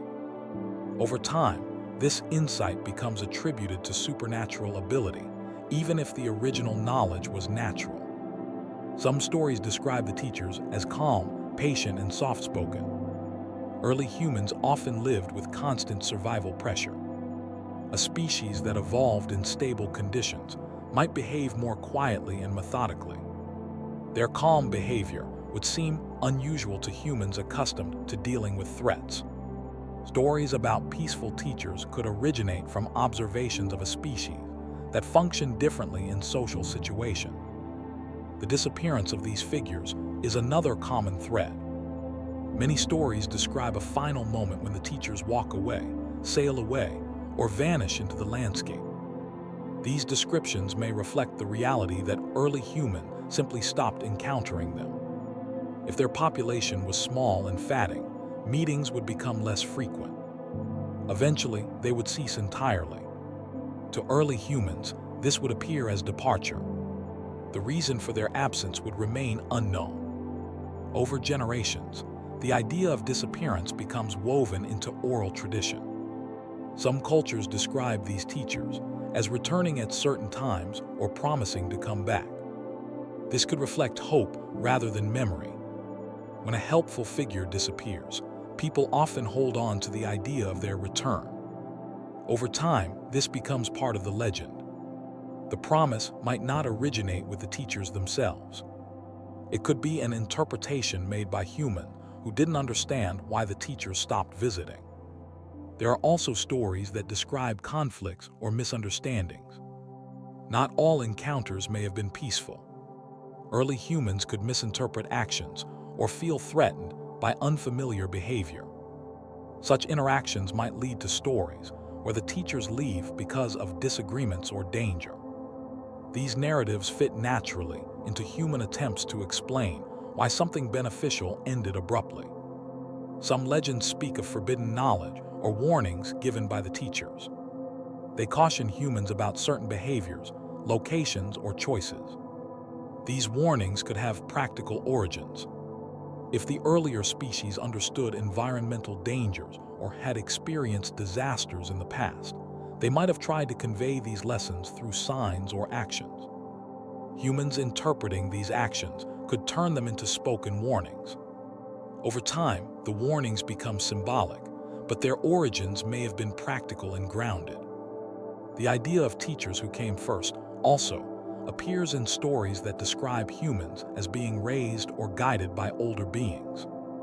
These stories sometimes portray early humans as inexperienced or unaware, learning from more experienced creatures. While these descriptions are framed in mythic terms, they may reflect early humans recognizing their own limitations compared to something they observed. The legends could encode memories of moments when early humans saw behaviors they couldn't yet replicate, leading them to interpret the other species as mentors. Some stories describe the teachers as solitary, rather than part of large groups. This detail aligns with the possibility that the earlier species was in decline. Small, scattered individuals might travel alone or in tiny clusters. Their encounters with humans would be isolated. These isolated encounters would be significant for early humans because they were rare. That significance would help the story survive across generations. There are also stories where the teachers are described as having unusually long lifespans. This detail could originate from the perception that certain individuals appeared unchanged over time. If the earlier species aged differently or moved through regions slowly, early humans might see the same individuals years apart. With little understanding of aging across species, they could interpret this as extended lifespan. Over time, this observation becomes a defining feature in the legends. Other narratives say the teachers arrived during times of environmental stress. Floods, droughts, or volcanic activity often coincide with these stories. If the earlier species were skilled at interpreting natural patterns, they might appear during times of instability as they moved to safer areas. Early humans would associate their arrival with these events. The timing would seem intentional, even if it wasn't. A recurring pattern in these legends is that the teachers had no desire for dominance. They didn't demand worship, power, or control. This characteristic could reflect a species whose survival strategy didn't involve territorial aggression. If their society emphasized stability and cooperation, their interactions with humans would seem unusually gentle. Early humans, who often competed fiercely for resources, would view this behavior as remarkable. Another detail seen across cultures is that these figures seemed uninterested in altering human society permanently. They offered knowledge or insight, but they didn't build large structures, create governments, or impose systems. They appeared only briefly. This detail may reinforce the idea that they were nearing the end of their own era. Their priorities might not have included long-term influence. They may have been more focused on survival, migration, or simply passing by. Some stories describe the teacher as having knowledge that humans interpreted as strange or advanced. They may have predicted certain events or understood distant regions. Such knowledge could come from experience rather than supernatural ability. A species that lived for millions of years would observe patterns humans had not yet noticed. Early humans unfamiliar with long-term cycles would find these insights remarkable. The question that emerges from all of this is whether these stories carry memories of actual encounters. Myths blend reality and imagination, but even imaginary stories often begin with real observations. Early humans would attempt to explain anything unusual they saw. If a species with advanced cognition existed before humans and occasionally crossed paths with them, the impressions left behind could form the foundation for these legends. When people think about the origins of humanity, most explanations fall into two categories. One is biological, grounded in evolution, environmental pressures, and gradual adaptation. The other is cultural, shaped by stories, myths, or beliefs passed down through generations that offer purpose, identity, and comfort. Both approaches tell meaningful stories in different ways. But when imagining the possibility that humanity might have been influenced, nudged, or observed by an earlier intelligence, another dimension appears. It sits between biology and myth, asking a question that doesn't demand belief or disbelief. The question is simple. If a species more advanced than early humans existed long before us, and if our paths crossed at some point, was their influence on us intentional, or was it the accidental result of curiosity? The idea doesn't require an elaborate origin story. It can be explored calmly step by step, by considering how intelligent species behave and how they respond to others. In nature, no species evolves with a single purpose in mind. Evolution does not have goals. It responds to pressures that shape traits across many generations. But intelligent species are capable of acting outside those pressures. They make choices, explore, observe, and sometimes intervene for reasons that are not tied to survival. Humans do this constantly. We study animals, sometimes protect them, sometimes guide them, and sometimes affect them without meaning to. If another species reached intelligence earlier than we did, their behavior might have included similar patterns. They could observe without controlling. They could teach without planning. They could influence without designing. The idea of purpose becomes more complex when considered through the lens of interaction rather than creation. Early humans encountering a species with advanced cognition would not have needed a grand motive to be influenced. Even a few small interactions could shift behavior, alter learning patterns, or nudge evolution indirectly. But because humans interpret events through meaning, later generations might look back and assume intention where there was none. This tendency is common in human psychology. When something unusual happens, when knowledge appears quickly, or when outsiders seem more capable, humans naturally seek explanations that involve intention. To understand whether anything resembling purpose might have been involved, it helps to look at how humans behave when encountering species with less intelligence. People often act out of curiosity first.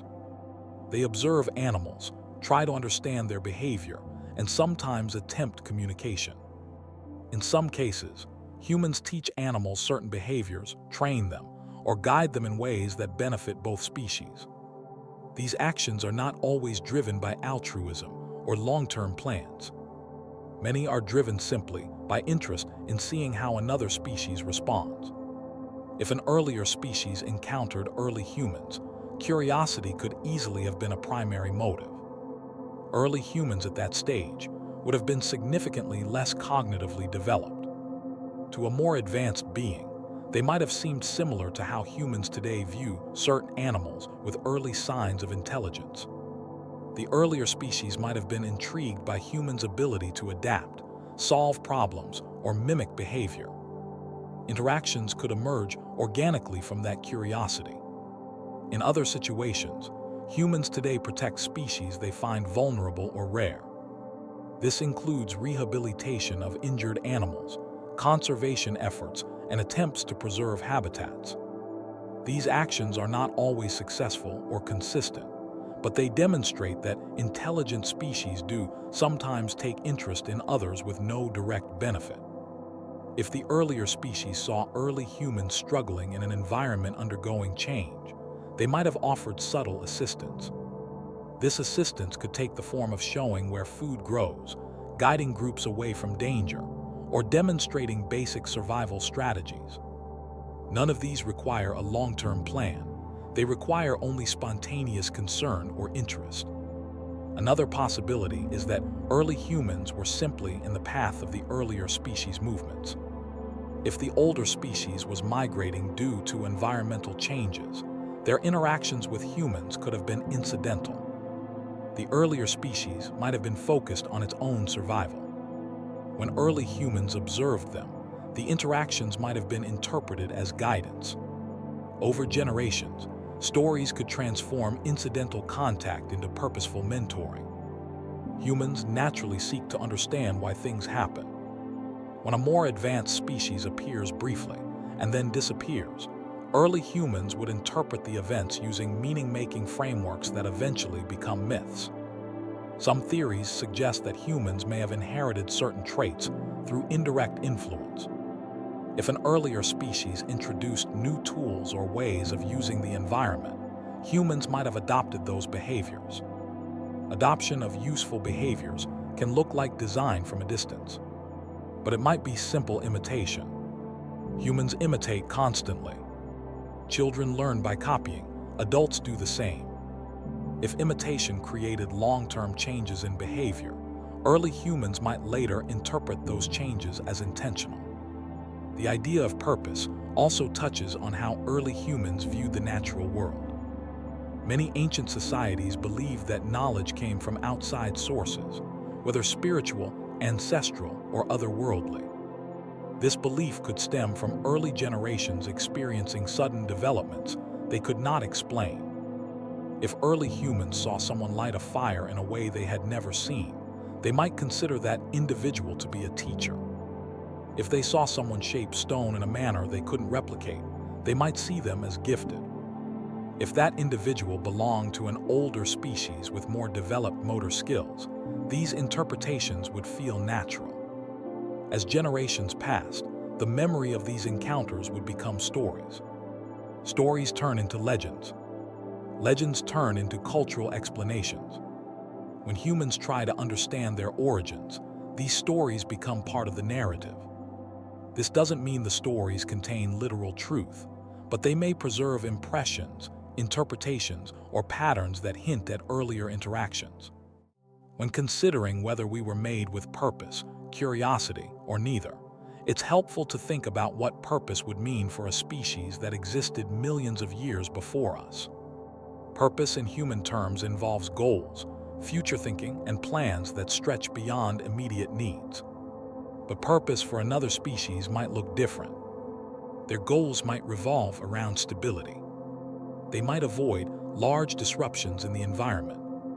They might value continuity over expansion.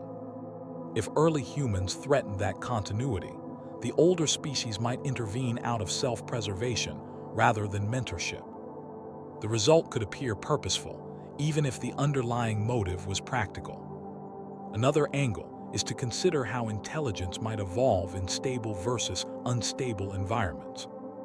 A species that evolved intelligence during a period of environmental instability might develop planning, foresight, and adaptability. If early humans emerged during a similar unstable period, the earlier species might see reflections of its own past. This recognition could evoke a form of kinship or empathy. Their actions might resemble mentorship. The purpose behind those actions might simply be understanding or recognition. Human biology contains traits that suggest influences beyond immediate evolutionary pressures. The rapid expansion of the brain, the development of complex language structures, and the emergence of long childhoods all suggest patterns that could be accelerated by external interactions. These patterns don't require deliberate design. They could arise from the presence of a more advanced species, acting as a behavioral model. Purpose doesn't need to be part of the story for influence to occur. But curiosity often plays a larger role in exploration than purpose. Humans explore space not because they need to, but because they want to.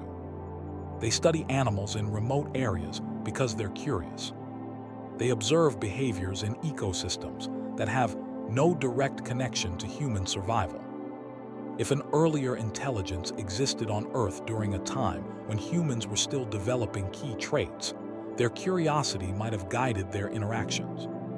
They might have tested how humans react to certain stimuli. They might have observed how humans solve problems. They might have watched how humans learn. From the perspective of early humans, these interactions could look like instruction. But from the perspective of the earlier species, they might simply be part of studying the world. If the earlier species was reaching the end of its own era, their interest in another emerging species could be a way to understand the future. Intelligence often looks outward when its own path becomes uncertain. Another possibility is that the earlier species had no intention of interacting at all. Early humans might have misinterpreted chance encounters as deliberate. When humans don't understand something, they often assign meaning. A single gesture or action could be seen as guidance. A simple observation could be seen as leadership. Over time, these interpretations turn into stories of purpose. There's also the possibility that humans were influenced by structures or systems left behind unintentionally. If the earlier species shaped the environment in specific ways, early humans might have developed habits around these patterns. Knowledge can be passed indirectly through landscape changes, abandoned paths, or leftover tools. These indirect influences might feel like inheritance. Humans might interpret them as signs of deliberate planning. When early humans began forming societies, cultural explanations filled gaps in understanding. Many cultures describe themselves as being shaped by older beings. These beings might represent ancestors, spirits, or unknown visitors. The stories often describe humanity as part of a larger cycle, guided or helped along by those who came first. These descriptions may preserve faint echoes of earlier interactions. The stories assign purpose, but the original events might not have involved any. In considering whether we were made with purpose, it's helpful to remember that purpose is often assigned after the fact. Humans look back at their own emergence and ask why it happened. But evolution does not work with answers first. It works with traits, pressures, and changes that accumulate. If earlier species influenced humans, that influence might have been a natural extension of their behavior. Curiosity, observation, caution, or shared environment could explain it. Purpose would be a human interpretation of events that had simpler origins. Still, it's possible that the earlier species saw potential in humans. When humans observe intelligent animals today, they sometimes attempt to nurture that intelligence. They build enrichment programs. They encourage problem solving. They study learning patterns. If the earlier species saw early humans beginning to use tools, form groups, or communicate, they might have seen potential. Their actions might reflect an attempt to support a species rising in complexity.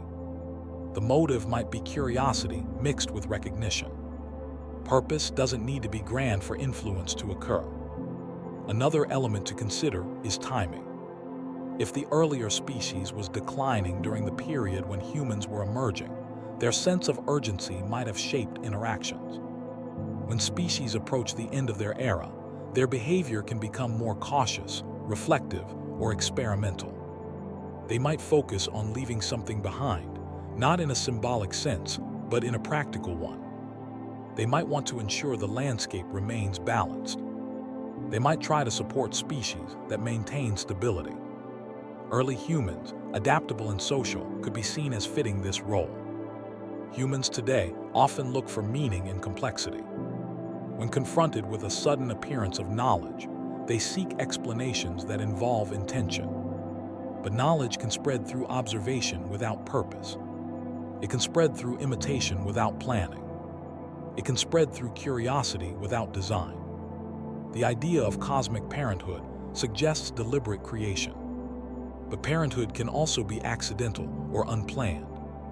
In nature, many species care for young that are not their own. They adopt or protect vulnerable offspring from other groups. Their actions arise from instinct or environment rather than purpose. If the earlier species behaved similarly, early humans might interpret the interactions as parental. The older species might not see it that way. Their actions could be simple reactions to what they observed. Humans give meaning to these interactions. Early humans preserved those meanings through stories. Those stories evolved into legends of guidance and teaching. Most people learn the human timeline as a chain that progresses in a straight line. One species follows another. One tool-making technique leads to the next. Art appears at a certain point, agriculture at another, and then everything gradually becomes the world we recognize. But once you look closely at the scientific details, you begin to notice that the pieces don't fit as smoothly as they're often presented. There are gaps that feel too wide, developments that happen too quickly, and transitions that seem out of order. It isn't that the scientific record is wrong. It's that the timing within the record raises questions that point toward influences we don't fully understand. A good example of this comes from the sudden spread of advanced tools. For hundreds of thousands of years, early humans and their relatives used simple cutting stones. These tools barely changed. They worked well for basic tasks and didn't require much variation. Then, within a comparatively short period, humans developed tools with far greater precision. Points, blades, scrapers, and specialized shapes began appearing. And they did so across wide geographic regions. This shift is sometimes called a technological leap because it happened faster than previous changes. But what makes it so interesting is the timing. The leap occurs at moments when population sizes were still small and isolated. That means the spread of these techniques required more communication or imitation than expected. The question that follows is where that influence came from and why it appeared so suddenly. Another puzzling detail comes from the development of symbolic behavior. Researchers identify symbolic behavior through artifacts that suggest meaning beyond survival. Things like carved figures, decorated tools, and pigment use. For a long time, the assumption was that symbolic thought developed slowly. But discoveries over the last few decades suggest that symbolic behavior appears in bursts rather than gradual growth. A small population creates something unusually sophisticated, and then similar behavior appears elsewhere far away. This pattern repeats multiple times. It suggests that something nudged different human groups towards symbolic thinking at different points, even when they were separated by long distances. The timeline of human migration adds another layer to this puzzle. Humans left Africa earlier than once believed. Some groups migrated out, disappeared, and were replaced by later groups. Others mixed with species like Neanderthals and Denisovans. These interactions influenced genetics, behavior, and survival strategies. But the pace at which humans adapted to new regions remained surprising. Humans reached environments that required dramatic changes in lifestyle. Yet they adapted faster than expected. The The timeline shows rapid adjustments that seem more aligned with learning than with slow genetic shift. This kind of speed suggests that early humans were either unusually observant or had models of behavior they could imitate. An especially curious part of the human origin timeline involves cognitive development. Fossils of early hominin show modest brain sizes for long periods. Then, over a few 100,000 years, brain size increases dramatically. This increase correlates with advances in tool-making, communication, and social structure. But the timing is tight. The brain grows before humans fully utilize its abilities. This early readiness is unusual because evolution typically selects traits that offer immediate survival advantages. A trait that is only useful much later rarely develops so quickly. This suggests that early humans were in an environment where enhanced cognition offered significant potential benefits, even if those benefits weren't immediately realized. Another interpretation is that humans were reacting to influences that required more complex thinking. There's also the matter of early art. Some of the earliest known art appears unexpectedly refined. It includes patterns, engravings, and objects that show planning and intention. These pieces do not appear at the end of a long chain of increasing complexity. They appear with few predecessors. That means humans created advanced symbolic expressions without a clear buildup over thousands of years. This type of sudden appearance suggests either that humans reached a cognitive threshold abruptly, or that they were imitating something they had seen before. The latter possibility is often overlooked, but imitation is one of the strongest behaviors humans possess. It shapes how children learn, how adults adapt, and how knowledge spreads.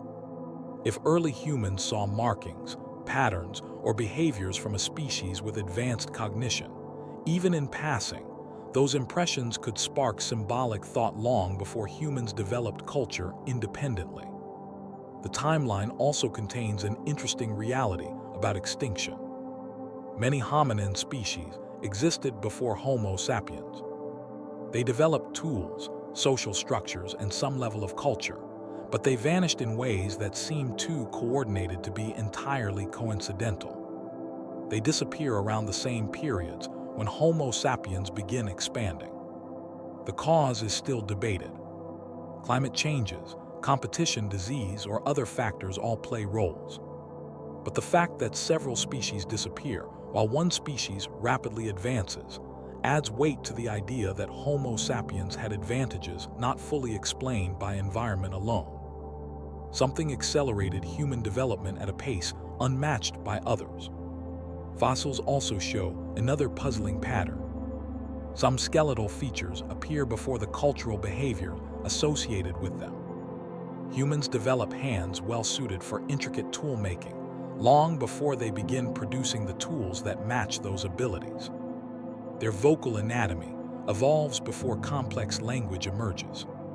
Their cognitive capacity expands before symbolic systems appear. This sequence suggests that human biology was preparing for something ahead of time. But evolution does not usually prepare for future events without active pressures driving the process. The timeline becomes more coherent if we imagine humans were in contact with something that offered glimpses of advanced behavior. Those glimpses could shift selective pressures toward traits that later allowed humans to develop complex culture.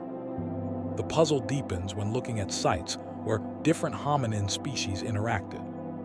In some regions, artifacts look inconsistent with what we expect from the species that supposedly created them. A site might contain tools more advanced than the local population was known to produce.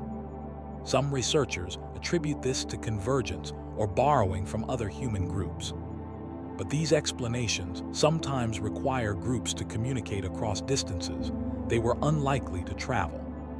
It's possible that early humans were imitating behaviors from a species not preserved in the fossil record, especially if that species existed in small numbers or lived in regions where preservation was unlikely. There are also sudden changes in social behavior that don't align neatly with the expected pace of evolution. Humans begin forming larger groups, dividing tasks, sharing knowledge, and cooperating in ways that appear abruptly in the archaeological record. These shifts require communication, trust, planning, and social memory. It's rare for a species to make these transitions so quickly, without long periods of trial and error. Something strengthened early human social instincts. They began supporting extended kin groups, raising children cooperatively, and forming cultural identity. These developments typically take significant time, yet they appear in condensed bursts. The speed supports the idea that early humans may have responded to environmental cues from beings with more advanced social behavior.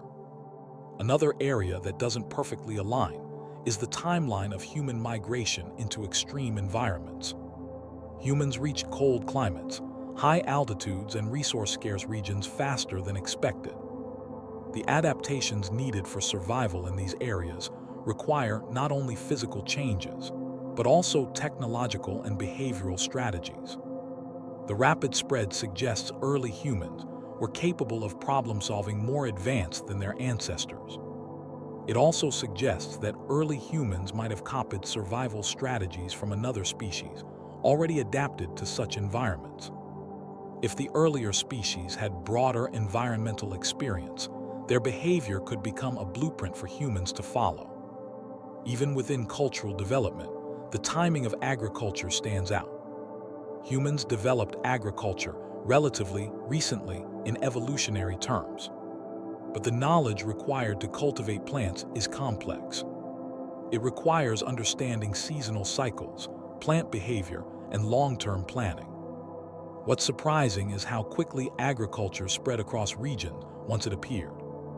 This speed suggests that humans were ready to adopt long-term planning as soon as the idea became available. It raises the question of why humans were so prepared for something that offers benefits only on generational scales. One possibility is that humans were influenced by earlier forms of environmental modification they had observed. Human origins also contain a peculiar event known as the genetic bottleneck. At one point, the human population dropped to a very small size. This event shaped the genes of modern humans. Surviving such a bottleneck usually requires strong adaptive strategies and cooperative behavior. The bottleneck aligns with periods when climate was unstable. If an earlier species had experience with severe environmental change, humans encountering them might have learned strategies for survival that helped them endure. Such influence would not be direct genetic involvement. It would be behavioral learning passed through generations that improves survival. There are other anomalies in the timeline worth noting. The pace of cultural change varies dramatically throughout human history. Early developments are slow, then suddenly accelerate. This acceleration doesn't track perfectly with population size or environmental pressure. It suggests a threshold was crossed, after which humans became capable of innovation at a rate unseen previously. This threshold might reflect internal developments, but it might also reflect the impact of adopting ideas or behaviors once observed from another species. A single influential moment can reshape development for generations. Another detail concerns the earliest evidence of long-distance trade or travel. Some materials appear in regions far from their origins, much earlier than expected. Humans traveling such distances require planning, navigation, and cooperation. The sudden appearance of long-distance movement suggests that someone demonstrated these behaviors earlier. If an older species had explored regions thoroughly, early humans might follow established routes or imitate travel behaviors. The timeline becomes more intriguing when looking at the rise of storytelling. Humans began telling stories long before writing existed. These stories preserved knowledge, taught morals, and explained the world. But the earlier stories often involve themes of being guided, shaped, or influenced by beings who appeared briefly and left. These themes may reflect real encounters, interpreted through the lens of meaning-making. Humans might have encoded these memories, into stories that form the foundation of culture. Over time, the original encounters might fade, but the story patterns remain. As these pieces are viewed together, the timeline looks less like a smooth progression and more like a series of boosts.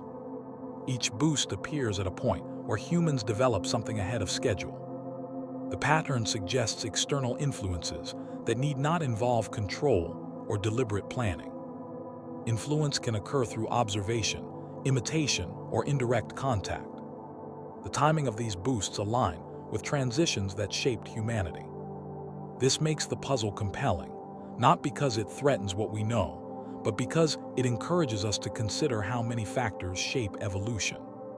Some ideas fade quietly over time, even ideas that were once useful, powerful, or surprising to the people who first encountered them. When looking at the earliest periods of human development, there's a strange pattern in how knowledge appears, spreads, and then sometimes disappears entirely. Certain skills that seem advanced for their time appear suddenly, last for a while, and then vanish from the archaeological record as if no one remembered how to replicate them. Other skills emerge in one region, move to another, and then become lost between generations. This doesn't make humanity less intelligent than expected. It simply reflects how fragile early knowledge can be in a world without writing, permanent structures, or stable communities. But when imagining the possibility that early humans might have learned from an older species, another layer of mystery appears.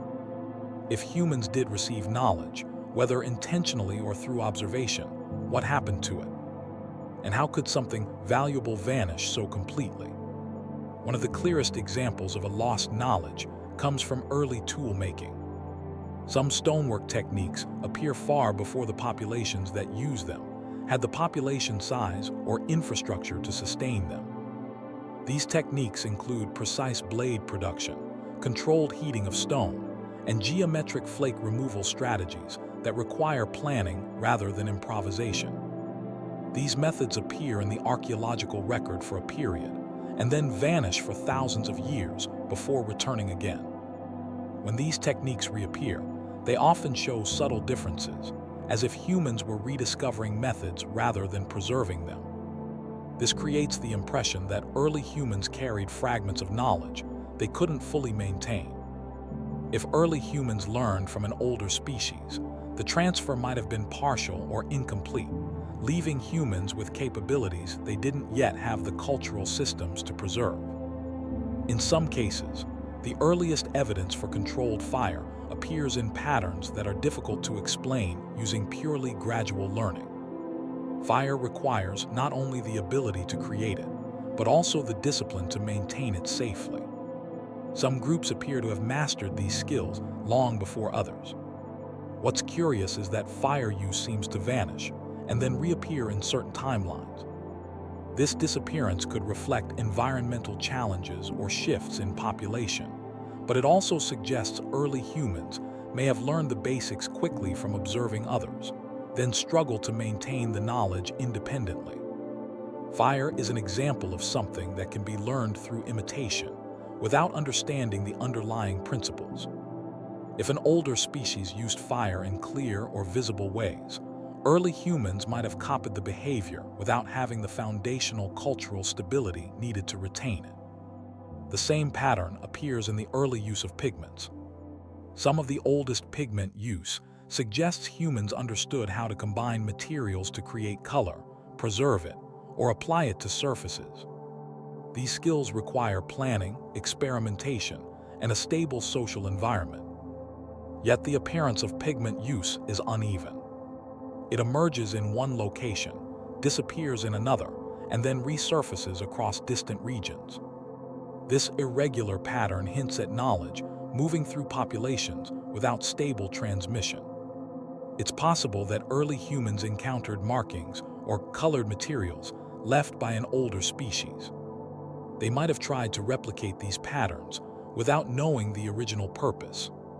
The knowledge could then fade if communities dispersed or lacked the structure to pass it on. Another curious case involves early navigation. Some archaeological sites contain objects or alignments that suggest humans recognize patterns in the sky earlier than expected. These alignments include consistent orientations towards celestial points or seasonal markers. Yet these practices don't always continue. They appear, vanish, return, and then vanish again. Navigation across large distances also appears earlier than predicted. Materials from distant regions show up in unexpected places long before humans developed widespread trade systems. These patterns could reflect humans experimenting with methods they witnessed briefly from a species that had already mastered environmental navigation. Without consistent access to the models they were copying, early humans might have been unable to refine or maintain the knowledge. Language also carries clues that something may have influenced humanity's early development. The complexity of human speech requires coordination of breathing, vocal cords, tongue movements, and auditory processing. The physical structures needed for speech appear in the fossil record earlier than full language itself. This suggests early humans had the biological capacity for language before they consistently used it. If early humans occasionally observed complex communication from an older species, they might have attempted to imitate the sounds or patterns. But imitation alone cannot sustain language without cultural reinforcement. An older species might have communicated in ways humans could not fully replicate, leaving early humans with fragments of patterns rather than a complete system. Over generations, these patterns could fade or transform, explaining why language emerges later in a fully functional form. The disappearance of knowledge is also evident in early architecture. Some of the earlier structures created by humans required cooperation and planning, beyond what is typically expected from small nomadic groups. These structures sometimes appear without clear evidence of gradual development.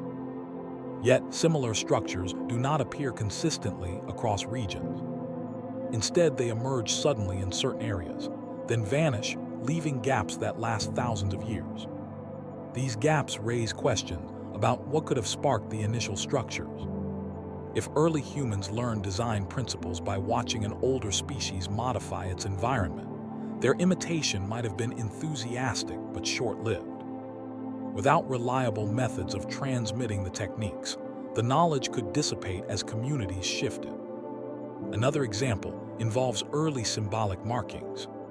Some symbols appear across continents in similar shapes and patterns. These include lines, grids, triangles, and repetitive geometric forms. The uniformity of these shapes suggests a shared source or influence. However, many of these symbols appear sporadically. They don't form consistent written languages. Instead, they appear briefly, then disappear, then reappear generations later. If humans encountered symbolic markings created by another species, the meaning might have been lost even while the patterns were copied. Humans might have repeated what they saw, not understanding the purpose. Once the original references were gone, the imitation would lose significance and eventually fade. The idea of knowledge being transferred and then lost becomes even more intriguing when looking at how early myths reference forgotten skills. Many ancient stories describe early humans knowing abilities that later humans no longer possess. Some myths describe earlier generations as being able to communicate without words, understand natural cycles intuitively, or build with techniques later generations cannot replicate. These stories may reflect nostalgia rather than fact, but they also suggest awareness that knowledge can vanish over time. If early humans were exposed to skills demonstrated by an older species, they might have attributed those abilities to their own ancestors. As the techniques faded, myths could form around the idea of losing something valuable. One of the strongest examples of lost knowledge appears in the domain of environment reading. Early humans in certain regions displayed remarkable ability to sense weather patterns, understand animal behavior, and predict natural events. These abilities are possible through careful observation, but they appear in concentrated bursts rather than gradual growth. After certain periods, this knowledge declines or shifts. If an older species understood environmental cues deeply, early humans watching them might have learned rudimentary techniques. But once the older species disappeared, the subtle aspects of these techniques would fade. The question of where the knowledge went becomes clearer when considering the fragility of early human societies.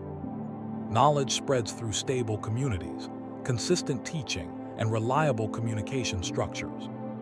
Early humans often lived in small mobile groups that could be disrupted by climate, migration, resource scarcity, or conflict. In such environments, even valuable skills can be lost quickly. A single generation missing a key skill can end a tradition permanently. If the knowledge originally came from a species no longer present, humans would have no way to restore it. Another factor is that knowledge requires context to remain functional. A skill learned in one environment may not apply in another. Suppose early humans learned behaviors by observing an older species in a specific climate or region. When humans moved to new regions, the context that made the knowledge useful might vanish. The techniques would lose relevance. Without practical application, the knowledge would fade. This is a common pattern in human history.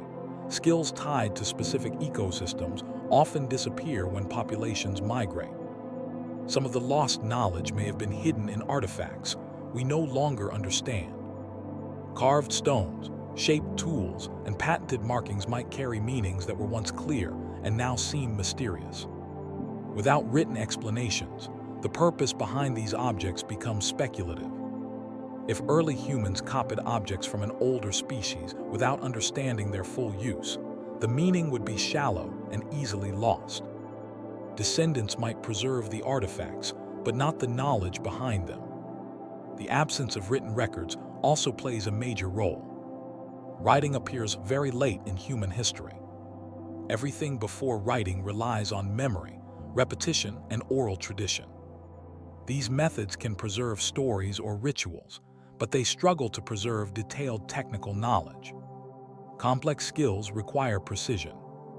Without writing, even small variations can accumulate over generations until the original method becomes unrecognizable. If early humans briefly learned from an older species, the lack of writing would make the loss nearly inevitable. One more possibility is that knowledge transferred indirectly through environmental modification rather than direct teaching. If the older species shaped local ecosystems in ways that supported certain behaviors, humans living in those environments would adapt around these structures. When the older species disappeared, the environmental cues might no longer exist. The behaviors tied to those cues would lose relevance and fade. If early humans lost so much, what remained? And could fragments of that lost knowledge appear in subtle ways today, hidden in instincts, habits, or cultural patterns that don't fit neatly into the timeline of human development? People often imagine that if a civilization advanced earlier than humans ever did, its collapse would leave dramatic evidence scattered everywhere. Towering ruins, strange machines, impossible materials, or unmistakable structures might remain for millions of years. But when looking at how fragile most human creations are, it becomes clear that erasing an entire world is easier than it sounds. Even our largest cities, if abandoned, would disappear in a surprisingly short period. Concrete breaks down, metal rusts, wood dissolves, glass shatters, plastics degrade under sunlight. Plants and animals reclaim empty spaces faster than most people imagine. If a civilization existed long before humans reached their current stage, nature would have had vast amounts of time to remove nearly every trace of it. That raises an unsettling question. What kinds of events or conditions could cause an older civilization to vanish so thoroughly that only hints, impressions, or indirect influences remain? One possibility involves environmental instability. Earth's history is filled with periods of dramatic change. Ice ages come and go. Oceans rise and fall. Climates shift abruptly. Entire ecosystems collapse and rebuild. Geological records show that certain shifts happened quickly on geological time scales, sometimes within a few thousand years. For humans, a few thousand years is enough time to forget entire cultures. For a species living millions of years ago, an environmental shift could erase everything they built. If the older civilization depended on specific climates or ecosystems, even a gradual change could force them into decline. A collapse caused by climate doesn't need to be violent. It can begin with resource scarcity, migration, fragmentation, and eventual disappearance. The traces left behind could be buried by sediment, covered by vegetation, or destroyed by water and wind. Another potential cause is geological activity. Earth is not a static planet. Plates move, mountains rise, and oceans swallow land. If the earlier civilization existed on land masses now underwater or subducted beneath tectonic plates, their remains would be inaccessible to us. Subduction zones recycle the crust into the mantle. Anything built on those regions would be processed back into molten rock. Under such conditions, even advanced structures would not survive long enough to become fossils. This possibility shifts attention away from the visible continents and toward the ocean floor, where vast areas remain unexplored. Large parts of Earth's past are hidden beneath kiln of water and sediment. If the earlier civilization built along coasts, estuaries, or shallow seas, rising waters could have erased entire cities. Global catastrophes create another avenue for total disappearance. Earth has experienced asteroid impacts, volcanic supereruptions, and massive atmospheric changes. Some events nearly wiped out most species. A civilization living through such events would face enormous challenges. Even if they survive the initial impact or eruption, the long-term aftermath could disrupt agriculture, water systems, or energy sources.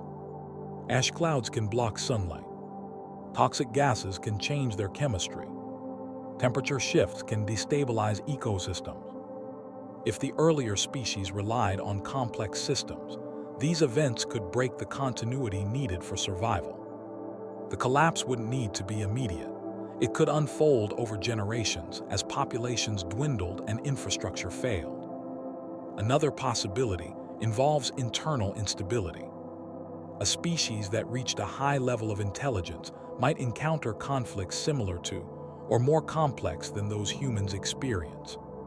Competition for resources, ideological divisions, territorial disputes, or technological misuse could all contribute to decline.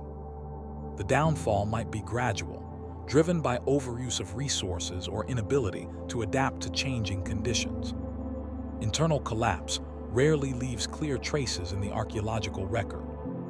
Most evidence of social organization exists in perishable materials. Unless they built structures designed to last across geological time scales, their traces would fade. Disease is another factor.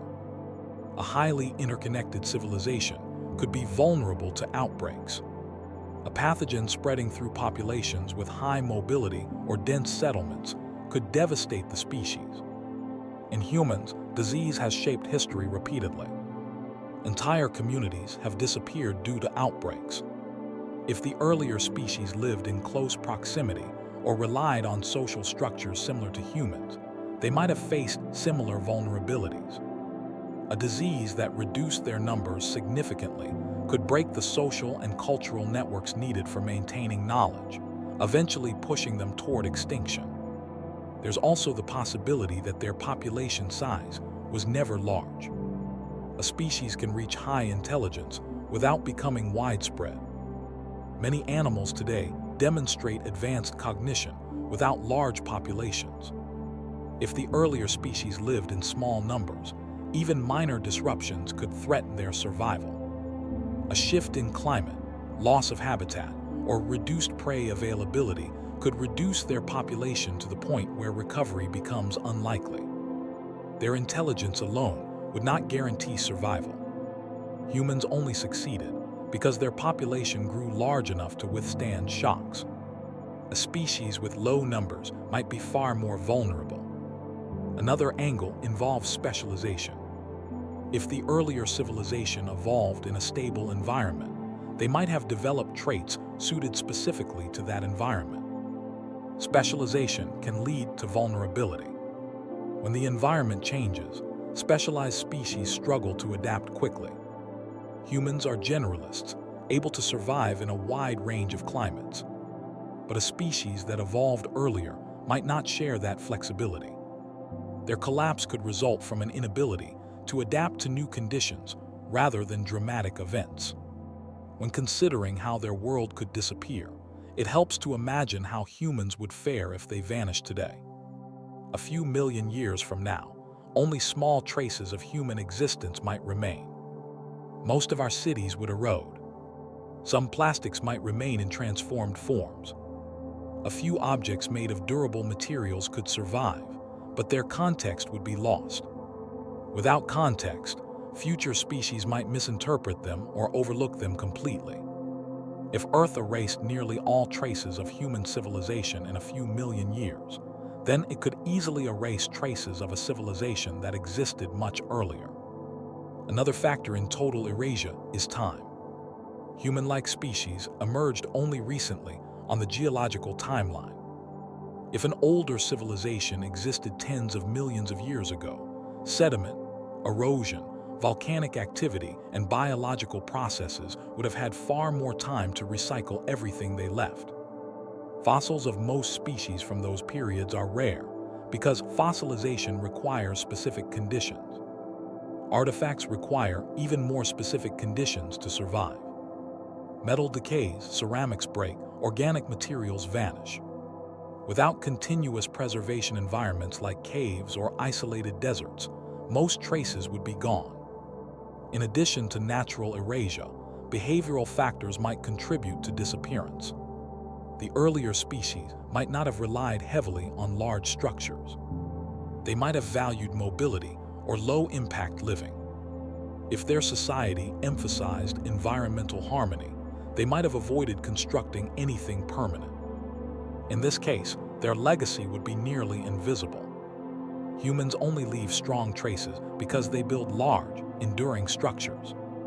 If the earlier species built differently or used materials that decomposed easily, their physical record would be faint. Another scenario involves controlled withdrawal. A species approaching extinction might choose to relocate, disperse, or retreat into isolated regions. Their remnants might lie in areas rarely studied or inaccessible. Mountain caves, deep forests, or uncharted parts of the ocean could hold traces of their presence, but these areas are difficult to investigate thoroughly. Much of Earth remains unexplored. If the older species left behind small clues in hidden regions, humans may never encounter them. Some theories consider that the older civilization might have reached a point where they no longer needed material structures. Their minds or communication methods might have emphasized knowledge rather than physical artifacts. This doesn't imply anything supernatural. It simply means they might have relied on materials that do not fossilize or survive long periods. Technologies based on organic materials, soft composites, or renewable components would leave little evidence. Humans tend to imagine advanced technology as indestructible, but technology can be advanced and still fragile. One more possibility involves deliberate erasure. The earlier species might have dismantled their own structures or relocated to safer regions before extinction. If they understood geological cycles, they might have predicted disasters and attempted to preserve themselves or their knowledge elsewhere. If their preservation efforts failed, their traces might disappear completely. Humans have attempted similar strategies by storing seeds, data, and knowledge in remote locations. If those locations were lost in future geological events, later species would find no evidence of them. Another factor to consider is species coexistence. If the earlier species existed alongside early humans, even briefly, they might have avoided building anything that could conflict with human activity. They might have lived in isolated territories or traveled seasonally, leaving minimal trace behind. If they were cautious or private by nature, their civilization might have been structured around concealment. A species with high intelligence might choose subtlety as a survival strategy. In such a case, collapse could occur with almost no visible record. It's also possible the older civilization experienced a slow decline rather than a sudden catastrophe. A slow decline would leave fewer dramatic traces and more subtle signs. Small populations, gradual migration, and reduced activity could lead to near invisibility.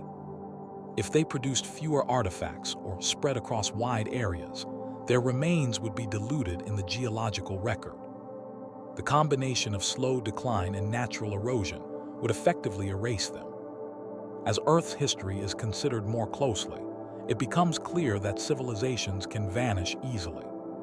Time, erosion, tectonics, climate, and biological activity all work to remove evidence.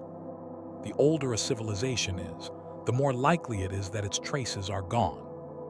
If humans disappeared today, even our strongest structures wouldn't last long enough to be certain indicators millions of years into the future. This brings the question back to knowledge. If the earlier species left behind knowledge, how much of it survived? How much could humans retain if the source vanished so completely? Early humans likely kept interpretations, memories, or behaviors shaped through indirect contact. These fragments would blend into culture, stories, or instincts rather than appear as clear evidence. Their world might be gone, but pieces could linger through influence. In many discussions about human origins, people naturally drift toward wondering why our species exists at all. The question is usually framed in ways that search for a guiding purpose, a plan, or a specific outcome. But when imagining the possibility that early humans might have been influenced by a civilization that came before us, the idea of intent becomes more subtle. Instead of thinking about grand designs or dramatic goals, it becomes more reasonable to consider that any influence on humanity may have been shaped by the same kinds of motives visible in modern intelligent species: curiosity, empathy, caution, self-preservation, or even coincidence. Exploring these possibilities slowly helps separate dramatic interpretations from calmer, grounded possibilities. It also helps create space to consider that if we were shaped by anyone before us, the reasons might be simpler than expected. A starting point is to look at how humans behave with species that show early signs of intelligence. People often observe animals closely, especially those that demonstrate problem-solving, communication, or social coordination. This interest isn't driven solely by practical needs. Much of it comes from fascination, a desire to understand, and a sense of connection. Humans enjoy watching dolphins communicate, birds construct nests, or primates solve puzzles. If the earlier civilization had reached a level of cognition far ahead of early humans, they might have viewed us in a similar way. They may have recognized early intelligence not in a grand or planned sense, but as a natural curiosity. The question, why create us, could then shift to the quieter question of whether any species truly creates another, or whether species simply influence each other in ways that later generations interpret as intention. When intelligence evolves, it brings new pressures and opportunities. Intelligent species explore, experiment, and sometimes guide others unintentionally. If an older civilization observed early humans developing basic skills, their interest might have been free of expectation. They might have watched to see how humans responded to challenges, how they adapted, and how quickly they learned. Small interactions could emerge naturally in moments of overlap. These interactions wouldn't need to be framed as teaching. They could be moments of exposure where early humans witnessed advanced behavior and attempted to imitate it. To humans who interpret meaning in everything unfamiliar, these moments might later become stories about guidance or creation. Another point to consider is empathy. Some intelligent species exhibit empathetic behavior toward others, sometimes even between predator and prey. Humans have examples of adopting orphaned animals, rescuing injured creatures, or forming relationships with species that cannot reciprocate in complex ways. These actions often arise from emotional responses rather than purpose. If the earlier civilization possessed emotional depth, empathy toward early humans might have shaped interactions. They could have offered assistance during difficult periods or protected small groups from threats. Such actions wouldn't require elaborate motives. They could be spontaneous responses to seeing a vulnerable species struggling to survive. Over time, humans might interpret these moments as signs of deeper purpose. It's also possible that the earlier civilization acted out of caution. When humans encounter emerging species with growing intelligence, they sometimes intervene to prevent disruption. This can be seen in conservation efforts, controlled habitats, or programs intended to manage species interaction. The older civilization might have acted similarly if early humans were expanding in unpredictable ways. Their interactions could have been attempts to reduce risks, stabilize environments, or prevent ecological damage. These efforts wouldn't be about creating humans, but about managing potential outcomes. To early humans witnessing subtle interventions, the actions could appear as guidance. Another perspective involves the possibility that the earlier civilization was nearing the end of its own era. A species facing decline may reflect on its place in the world. As its population shrinks, it might interact with other species more frequently, not because of long-term plans, but because of shifting priorities. A species approaching extinction may no longer focus on expansion. Instead, it might value stability, connection, or observation. If early humans were nearby, interactions could emerge naturally from these changes. To humans, those interactions might feel intentional, even if they were not. A common theme in human storytelling is the belief that knowledge must come from a source. When early humans experienced sudden leaps in understanding, they often attributed those leaps to external influences. This tendency continues today. When something appears without a clear explanation, humans fill the gap with meaning. If early humans adopted behaviors from observing the earlier civilization, they might assume the older species meant to teach them. Over generations, this interpretation becomes myth. But the original interactions could have been simple acts of daily life, witnessed by early humans who didn't yet understand the context. The idea of being created for a purpose becomes less rigid when thinking about how influence spreads. Species influence each other through shared environments, competition, cooperation, and observation. Bees influence the evolution of flowers. Predators influence the behavior of prey. Humans influence animals through urbanization, agriculture, and exploration. In none of these cases is the influence purposeful. It happens because species sharing a world shape each other. If the earlier civilization interacted with early humans, their influence might have shaped our development without deliberate intention. Humans later, interpreting that influence, might frame it as creation. Another possibility is that the older species saw potential in humans.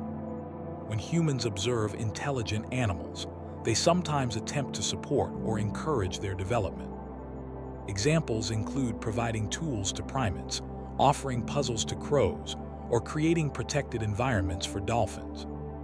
These actions are not driven by the desire to create a new species, but by interest in seeing how intelligence grows. If the earlier civilization saw potential in human cognition, they might have encouraged certain behaviors or offered subtle demonstrations. Their actions could resemble mentorship without strict purpose. Humans viewing these interactions later might frame them as creation simply because the influence shaped development. There's also the idea that early humans may have been shaped indirectly. If the older civilization modified environments, resources, or landscapes, early humans living in those environments would adapt to the conditions. Adaptation shaped by the older species could resemble intentional design. Humans might assume they were created with purpose, when in reality they evolved within a world molded by earlier hands. Purpose becomes a reflection of interpretation rather than a literal plan. Some theories consider that the older civilization might have had cultural or philosophical reasons for interaction. They may have believed in observing other species as part of their worldview. They might have seen emerging intelligence as part of a larger pattern and felt compelled to support it. These motivations wouldn't need to be tied to creation. They could be related to values, curiosity, or cultural norms. Early humans witnessing such behavior would remember it as guidance. Over time, that memory would gain significance. In many ancient myths, humans describe themselves as being shaped, watched, or guided by beings who appear briefly. These beings are often described as neither gods nor ordinary individuals. They're presented as knowledgeable, calm, and different. The consistency of these stories across culture suggests a shared interpretation of early experiences. If early humans encountered an older species with these traits, their impressions would match the descriptions found in myths. Humans would later interpret these encounters through the lens of purpose, because human cognition naturally seeks meaning. Another angle involves misunderstanding. Early humans may have misinterpreted interactions that were not intended to teach. If the older species performed actions unrelated to humans but visible to them, humans might copy or attach meaning to those actions. This pattern is visible in modern examples. Animals often imitate human behavior without understanding the purpose. If early humans did the same, they might assume the older species intended to instruct them. This misunderstanding could evolve into beliefs about creation. The idea of cosmic intent becomes more grounded when seen as an interpretation rather than an inherent truth. Humans interpret experiences through narrative frameworks. When something meaningful happens, they assign purpose. This isn't a flaw, it's a core feature of human cognition. If early humans witnessed behavior they couldn't explain, they would naturally assume intention. Their descendants would develop stories around that intention. Over time, those stories become cultural explanations for human origins. There's also the possibility that the older civilization saw humanity as part of a longer cycle. They might have recognized repeating patterns in evolution. Intelligence can arise multiple times under certain conditions. If the older species had seen these cycles before, they might have had a cultural understanding of how intelligence develops. Their interactions with early humans could reflect acceptance of this process. They might have supported or monitored humans because they believed in fostering continuity. Their actions would then have purpose from their perspective, but that purpose might not match human interpretations. Another consideration involves the emotional needs of the older species. A species nearing extinction or decline might seek connection with others. They might find comfort in influencing a younger species, not as a plan, but as a way to cope with their own diminishing presence. Humans sometimes mentor or guide others when facing uncertainty in their own lives. The older civilization might have behaved similarly. Early humans receiving this attention might interpret it as deliberate creation. A more practical possibility is that the older species needed cooperation from early humans. They might have shared territories or resources or environmental challenges. Their interactions with humans could be based on mutual benefit. Humans receiving assistance might interpret cooperation as intention. Over time, the memory of mutual need could become a story of creation. When asking, "Why create us?" it becomes clear that the question may not have a single answer. Influence does not require purpose. Guidance does not require design. Encouragement does not require a plan. The older civilization, if it existed, may have interacted with early humans for reasons that were ordinary to them and extraordinary to us. There is a moment at the end of a long exploration where the path becomes quieter, not because the story has ended, but because the pace shifts into something slower and more reflective. The ideas we've moved through linger in a steady way, as if each one has settled into place without needing to compete for attention. This is where the space opens to consider how everything might still be unfolding inside you, even while the narration continues with its calm and steady motion. The thought of an older civilization, one that lived long before humans shaped the world, carries a particular weight when you imagine yourself existing in the same long chain of influence. That weight isn't heavy, it's something more stable, a steady presence that suggests connections across time rather than separation. When you think about how life expands across generations, you can follow its movements the same way you follow quiet waves spreading across a lake. A detail appears, another follows, then something else enters the picture. Eventually, the patterns become familiar. Human development works in this same steady way. Ideas shift from one generation to the next. Small habits turn into traditions. Behaviors become instincts. None of it requires a dramatic beginning. Human nature itself shows how easily influence can carry forward, even when the original source has disappeared.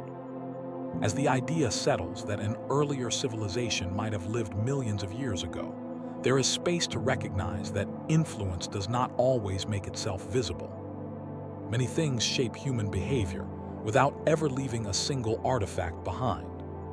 A species might shift the course of another simply by existing near it. Early humans may have observed things they didn't fully understand and carried fragments of those impressions inside themselves long after the older species disappeared. These fragments, carried quietly, would require no direct teaching. They would simply become part of how early humans made decisions, solved problems, or responded to the environment. Thinking about influence in this way helps connect everything that came before in the narration. Human development contains many moments that appear out of place in the timeline. Some abilities arrive early, some appear suddenly, others fade in return. It becomes easier to see how a younger species might carry echoes of something older, not as a deliberate design, but as the result of passing encounters, shared landscapes, or moments of recognition from afar. If the older civilization moved through the world with care, their presence might have shaped the environment without leaving a direct trace. That indirect influence could settle naturally into the behavior of early humans, who are still learning how to interpret the world around them. Influence does not always reshape a species quickly. Sometimes it works across long stretches of time. Even small interactions can create lasting effects when repeated across generations. A gesture observed once becomes a behavior copied twice, then becomes a habit across a wider group. Over time, it settles into a recognizable pattern that persists long after the original gesture is forgotten. Humanity has many traits that fit this kind of slow-build pattern: cooperative behavior, early tool-making, symbolic actions, navigation. These traits might have grown in response to natural pressures, or they might have grown through exposure to something older moving through the same environment. The idea of carrying echoes from an earlier species is not meant to replace scientific explanations. It simply fits alongside them, offering a different perspective on how knowledge and behavior shift across long spans of time. When early humans watched the world, they didn't always understand it fully. But observing something advanced or unfamiliar could create impressions that shaped how they responded to challenges. That influence would settle into the human mind quietly, blending with natural instincts and evolving into new forms as each generation repeated what felt useful. There is another layer to this idea, one that connects directly to each listener. Human beings today still hold instincts, perceptions, and tendencies that formed long before written history. Some of these responses don't have clear origins. They feel familiar and natural, but their roots reach into times when humans were still developing their earliest cultures. These instincts might reflect practical learning, or they might reflect memories carried across generations, shaped by interactions with beings who lived differently.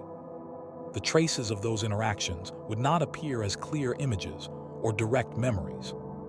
They would appear as habits, feelings, or moments of recognition that arise without explanation. Even now, certain patterns in human behavior show signs of deeper origins.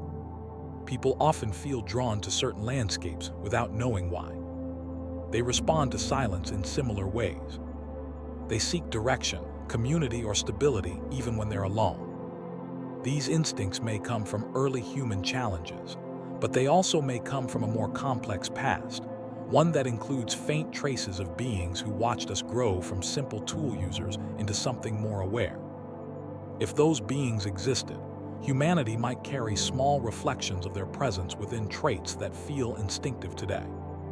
When considering how influence travels across time, it helps to think about the way stories shift. Storytelling is one of humanity's earliest abilities, long predating cities or writing. Stories allowed early humans to preserve memories, pass down warnings, and share interpretations of the world. But stories also adapt. They change shape as they move from one person to another. A small observation can grow into a symbol, and that symbol can become part of cultural identity. If early humans experienced moments of contact with an older species, those moments could become the roots of myths, beliefs, and traditions that eventually spread across continents. Even today, many stories share similar structures despite forming in isolated cultures. They mention beings who arrived briefly, shaped knowledge, guided in practical ways, or departed without explanation. These stories might not record literal events, but they could reflect early attempts to understand interactions that were difficult to interpret. Over time, the original details faded, but the feeling of being shaped by something older continued. That feeling might still echo through the modern world in subtle ways, carried inside cultural memory, even when the details are long forgotten. Cultural patterns often outlast the reasons that form them. Rituals, behaviors, or symbols can persist across generations even when no one remembers why they began. These patterns might contain echoes of the earliest experiences humans had with an older species. They would not point clearly to the source, but they could reflect the shape of influence carried forward. This kind of interpretation does not depend on evidence. It simply opens a space where the idea becomes one of continuity rather than interruption. When the thought arises that listeners themselves might carry echoes of something older, it doesn't imply anything dramatic. It suggests a possibility that intelligence does not develop in isolation. Every species is shaped by what came before it. Every behavior has roots in older environments. Every instinct carries remnants of earlier pressures. And if a civilization older than humans moved through the same world, its interactions might be reflected in subtle ways. Even now, these reflections could appear in the way people respond to unfamiliar ideas, the way they shape communities, the way they navigate challenges, or the way they imagine futures beyond their own lifetimes. Human cognition supports long-range thinking. This ability might have been encouraged by the presence of beings who thought far ahead. Humans often think about distant futures, long-term plans, and potential paths for generations yet to come. This capacity is unusual among animals. It could reflect natural development, or it could reflect influence from a species that lived with long-term patterns already understood. If early humans saw beings acting with deliberate foresight, they might have attempted to copy those behaviors even without understanding their purpose. Over many generations, this tendency would strengthen and eventually become part of human nature. Social behavior might hold other echoes.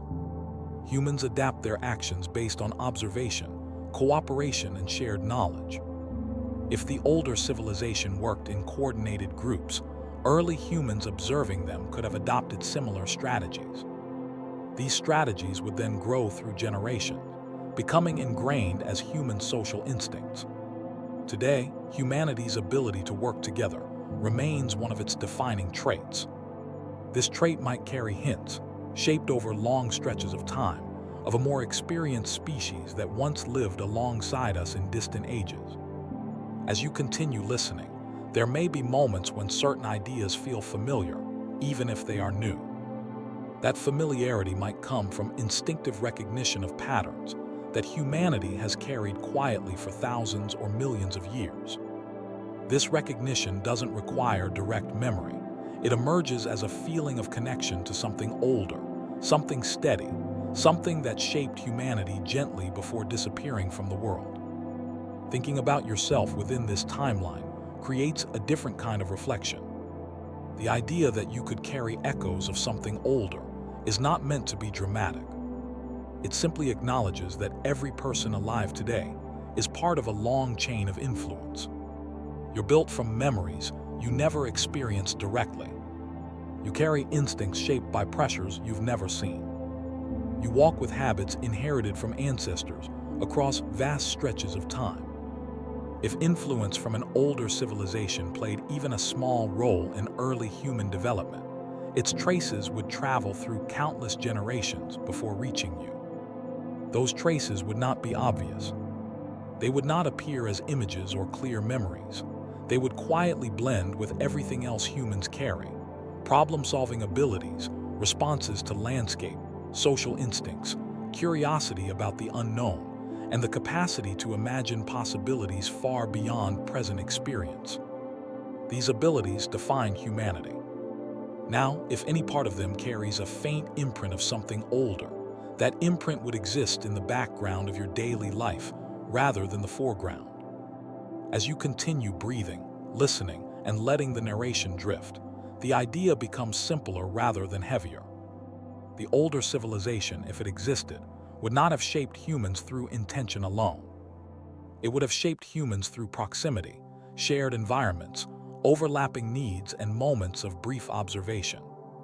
Those moments could carry forward as tendencies, curiosities, and quiet impulses that continue to guide human thinking today. These influences would travel not as grand instructions, but as small pieces of inheritance woven into the structure of humanity.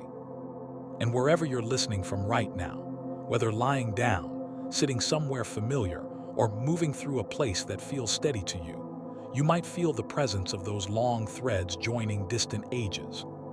The connection is not dramatic. It is simply part of existing as a species shaped by countless forces, some understood, some forgotten, some invisible. You might carry instincts that formed when early humans observed something they couldn't interpret fully. You might use abilities that echo techniques developed by a species that disappeared long before your ancestors built the first communities. You might think about the world in ways that subtly mirror patterns passed down indirectly through generations of trial, observation, and repetition.